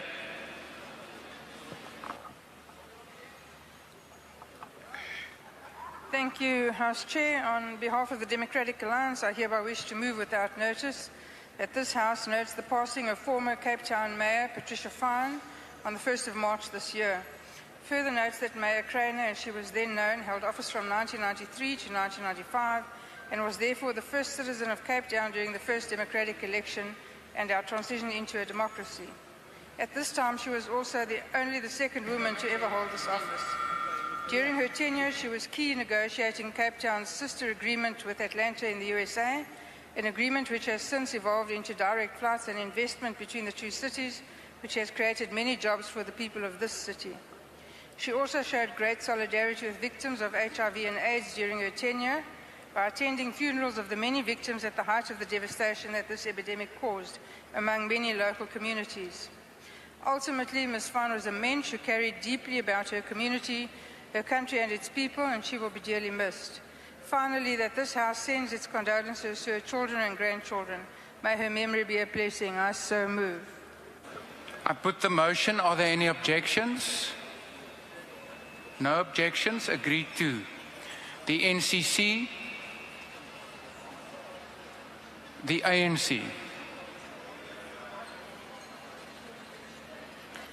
African National Congress move without notice that the House notes with deep sadness the passing of the South African entrepreneur and business mogul, Douw Steyn, at the age of 72 on Tuesday, 4th of February 2025, after a short illness. Acknowledges that as a respected businessman and philanthropist, Mr. Steyn made significant contribution to the South African economy and various social initiatives, leaving behind a lasting impact on the country's development. Recognizes that Steyn, a friend of former President Nelson Mandela, was a visionary with a deep-seated commitment to South Africa and its people. Recalls that when former president was released from prison, he found refuge in Steyn's home in Johannesburg, where he completed his autobiography, Long Walk to Freedom. Believes his legacy in business, particularly in the insurance and property sectors, as well as his philanthropic work, will be remembered as part of his commitment to building a better South Africa, and extend its deepest condolences to the family, friends, business associates, and all who were touched by Mr. Douw Steyn's generosity and leadership. Thank you, Chair. I put the motion. Are there any objections? No objections. Agreed to. The PAC, the UAT. Thank you, Speaker. The UAT moved that this House recognize the World Hearing Day on the 3rd of March annually as a global initiative to raise awareness about hearing loss and ear health. We call upon the Department of Health to implement awareness campaign and hearing screening program nationwide. Encourages measures to improve access to hearing care services, including affordable hearing aid and treatment, particularly the underserved communities. So I move.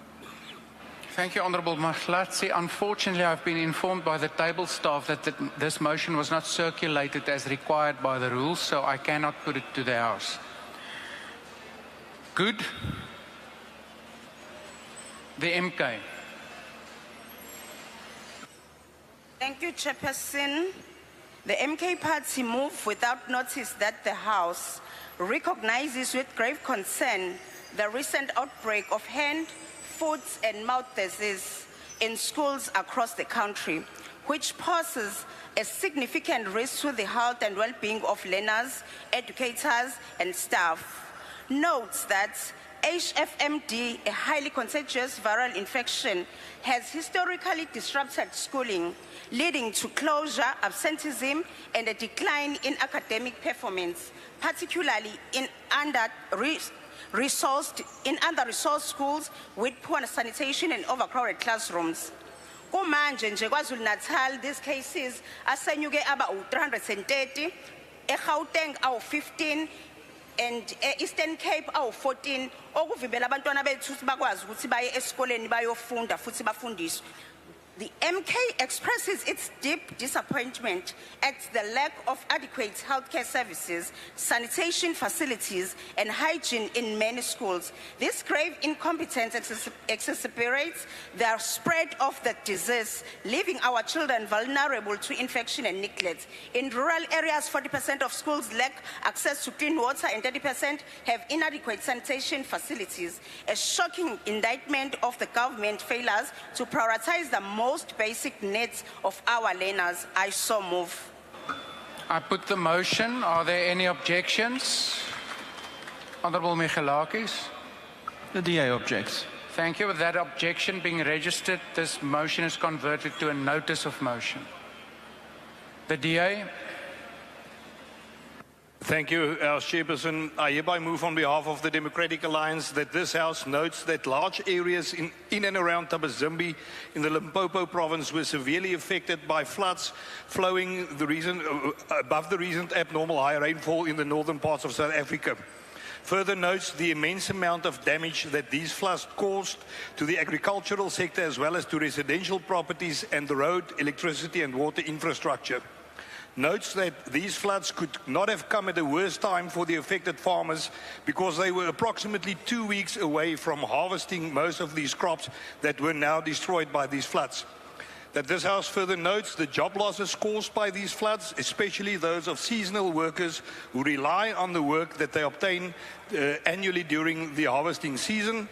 That this House acknowledge the sterling work done by farming organizations, farmers and farm workers who unselfishly assisted their fellow citizens to escape the danger posed by these floods. That this House recognizes that there is an urgent need for the repair of electricity supply as well as repairs to the road and water infrastructure in these areas. That this House thank the Minister of Agriculture, the Honourable John Steenhuisen, for visiting the affected areas and immediately taking steps to assist our affected farmers. That this House calls on the Premier of the Limpopo province to declare the affected areas as disaster areas to assist with the release of immediate emergency funding. And lastly, that this House extends its sincere condolences to the family of the 6-year-old girl who tragically lost her life when she drowned as a result of these floods. I so move. I put the motion. Are there any objections? The MK? MK object. With that objection having been registered, this motion is converted to a notice of motion. The ANC.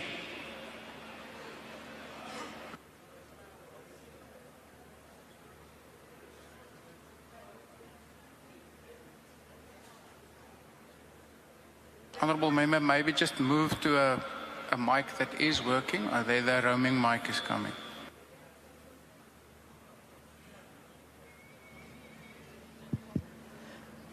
Thank you, House Chair. The African National Congress moves without notice that the House notes that the ANC's 2024 election manifesto priorities emphasize the speeding up of economic growth and creating jobs as vital in resolving the structural challenges of unemployment. Understands that the launch of the 651 million rand Labour Activation Programme, LAP, on the 9th January 2025 by the Minister of Employment and Labour in the Western Cape, targeting 17,300 job opportunities in sectors like hospitality, agriculture, ICT, etc., is in line with this election manifesto commitment. Believes that last Friday, 28 February 2025 launch of the Eastern Cape leg on the LAP worth 906 million rands, targeting 23,000 job opportunities and hosting of a jobs and careers fair at Umtada Stadium ensures no province is left behind. Further believes that the LAP is being rolled out nationwide with over 350,000 jobs across all 9 provinces, and thus far 29 partnerships agreements have been finalized, benefiting over 107,764 individuals as pronounced by the ministry. Acknowledges that the LAP positions the department as a key catalyst in job creation by supporting business to create employment initiatives, reskilling of the youth, and ensuring that the unemployed and underemployed can access both work and learning opportunities. I so move. Thank you, Honourable Member. I've been informed by the table staff that this motion was not circulated as required by the rules, so I cannot put it to the House. Honourable Members, that concludes motions without notice. The last item on the order paper is notices of motion. Does any member of the ANC wish to give a notice of motion? House Chair, I hereby move on behalf of the ANC that the House can hear too. Yeah, the sound is not good, but please proceed. Let's hear. House Chair, I hereby move on behalf of the ANC that the House at its next sitting must debate the role of the private sector in tackling chronic unemployment. But Chair, we don't hear. Can we be taken serious? Object. Honourable Members, we've been quite disciplined. Let's work together to finish this last item. Honourable Member, please start afresh. House Chair, I hereby move on behalf of the ANC that the House at its next sitting must debate the role of the private sector in tackling chronic unemployment, especially for young people. So I move. The DA. House Chair, I hereby move on behalf of the Democratic Alliance that at its next sitting, the House must debate the critical role of the institutions such as the National Student Financial Aid Scheme, National Skills Fund, and technical and vocational education and training colleges in addressing skills shortages and fostering economic growth. I so move. The MK.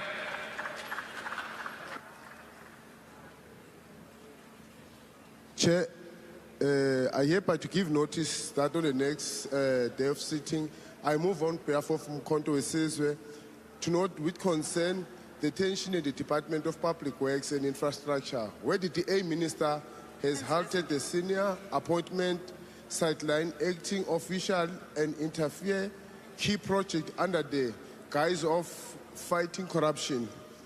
Further note that while infrastructure crumbling, the Minister and the senior official, including the Director General, are traveling the world with great expenses, raising serious questions about necessity of cost, the trips.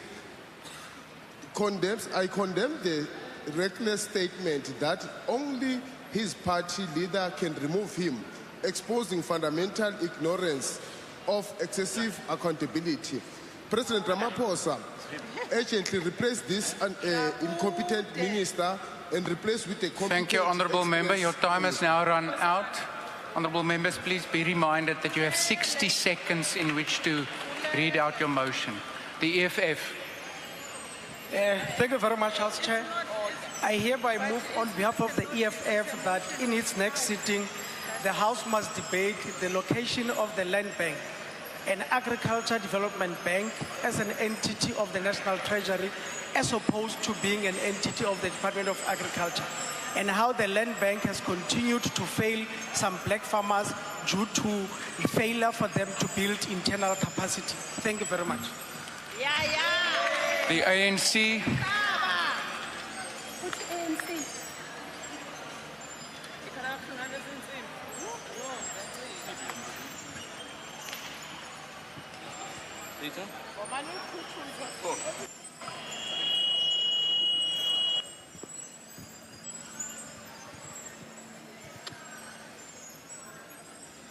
Abantu badlala kabi isikhathele thina.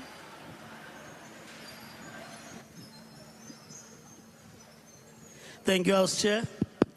I hereby move on behalf of the African National Congress that the House at its next sitting must debate, analyzing the achievements and setbacks made towards achieving the Millennium Development Goals. I so move. Thank you. The IFP.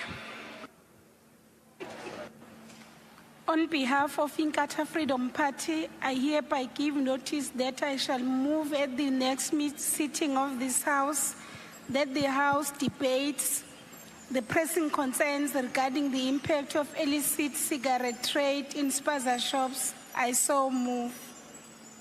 Thank you. The PA.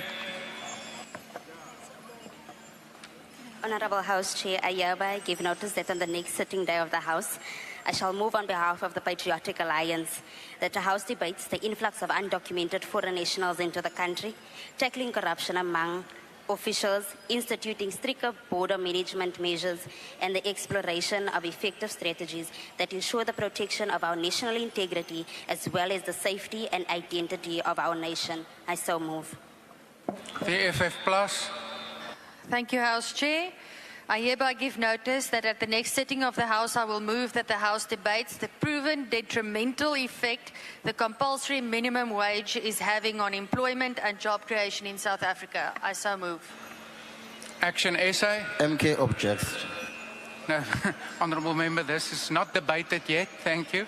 Action essay. We have none. Thank you. Thank you. The ANC.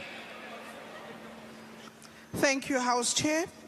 I hereby move on behalf of the ANC that the House at its next sitting must debate analyzing the influence of global white supremacist movements on white nationalism in South Africa. I thank you. Thank you. The ACDP.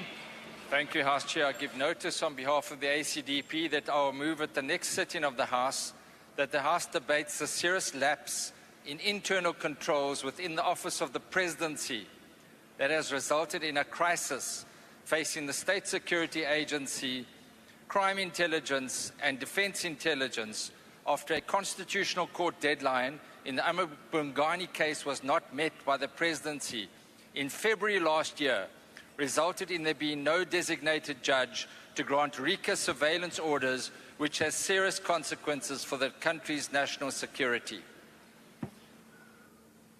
The DA.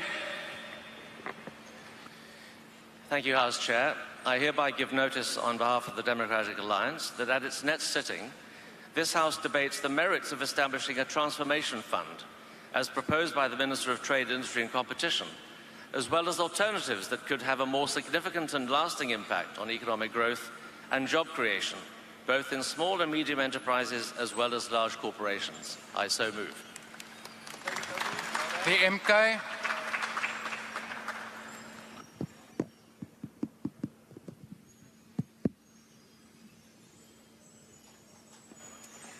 Thank you, Chair. MK ufisa ukuthi ke kube nezingxoxo zokuthi lo hulumeni obizwa ngeGNU ukhuphule isibalo secabinet yaba namalungu awu-75. Lokhu kufaka phakathi ongqongqoshe abawu-32 kanye namasekela awu-43. Lokhu sekuholele ekutheni izwe lilahlekelwe imali eningi engalinganiselwa ko-1 billion ngonyaka, okuhlanganisa imiholo yabo, abasebenzi babo basemahhovisi, abaqaphi bezinga eliphezulu VIP security, neminye imihlomulo engenasidingo. And konke lokhu kwenziwa ngemali yabakhokhi bentela. Kuyimanje nje ungqongqoshe wezimali ukhuluma ukwenyuswa kwentela ngo-2% ukuze baqhubeke nokuphila impilo enobukhazikhazi. Ukunyuswa kwalentela kusho ukucindezelwa kwabantu abangenalutho, kudliwa imali yabantu abahluphekayo. Sinxusa umongameli Honourable Member, your time has now run out. Thank you, thank you. The EFF, Honourable Member. Thank you, House Chairperson. I rise on behalf of the economic freedom fighters. Order, Honourable Members. We want to hear that motion. Thanks, House Chair. I rise on behalf of the economic freedom fighters for this House in its next sitting to discuss the dire state of state infrastructure, particularly healthcare facilities, schools, roads, water and sanitation, and departmental properties, as this infrastructure has deteriorating significantly due to neglect and mismanagement. I so move. The UDM. Thank you, House Chair. The United Democratic Movement moves that in its next sitting, the House debates the cash for meals scandal in the Eastern Cape, where government officials extort money for meals from guest house owners and excludes those who refuse to comply from future booking. I so move. The ANC.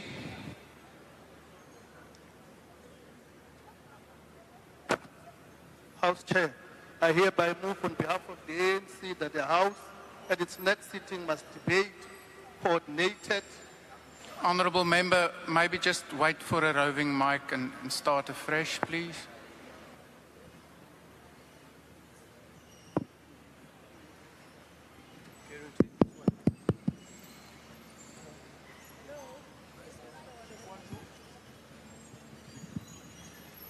Thank you. House Chair, I hereby move on behalf of the ANC that the House at its next sitting must debate coordinated and sustainable efforts geared at reducing proliferation of drugs and substance abuse that pose a severe threat to South African communities. Thank you, Chair. Rise Mzansi. Nakenza Msamwestulu. Msamwestulu. When we are given an opportunity to debate and to table a motion, I will table a motion for this House to then debate the lack and the need for adequate regulation to prevent the ongoing proliferation of illegal gambling and gambling addiction in South Africa. I so move. Bosa. The ATM. The ANC.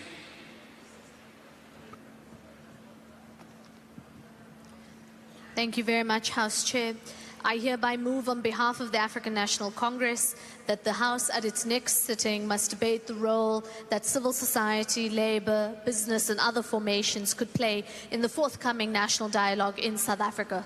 I so move. Al-Jamaa. Thank you, Honourable Chair. Al-Jamaa moves that the House at the next sitting discuss the unacceptable delay in the restitution of land to claimants from District 6. Several families, some still homeless, some very aged and frail, are waiting to return to their former homes they were brutally evicted from under the Group Areas Act. The DA. I hereby move on behalf of the Democratic Alliance that at its next sitting, the House debates how the failure to address the ongoing Gauteng water crisis is hampering economic growth and job creation in South Africa's economic hub. I so move. The NCC. The ANC. Thank you, House Chair. I hereby move on behalf of the African National Congress that the House at its next sitting must debate strengthening community media to play its role in building a strong democracy. I so move. The PIC. The UAT. Nothing from UAT. Thank you. Good. The MK.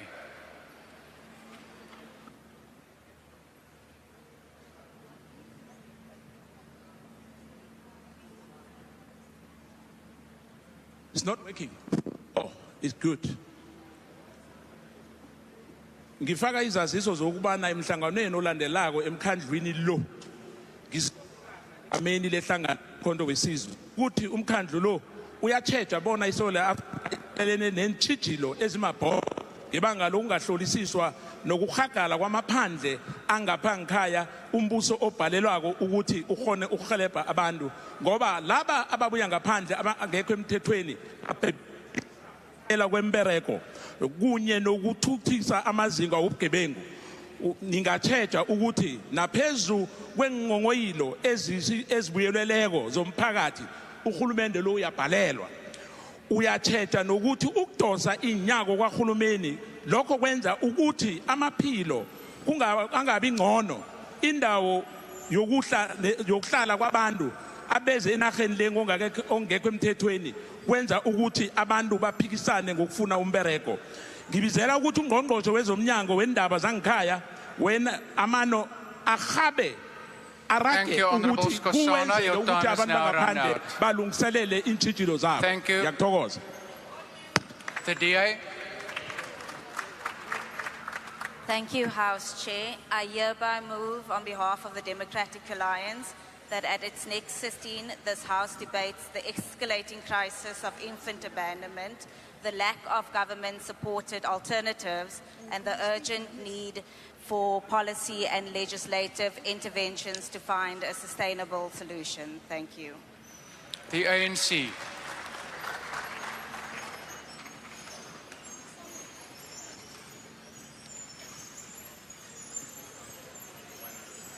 I hereby move on behalf of African National Congress that the House in its next sitting must debate nurturing, promoting and preserving cultural heritage and art forms, heritage resources and facilities.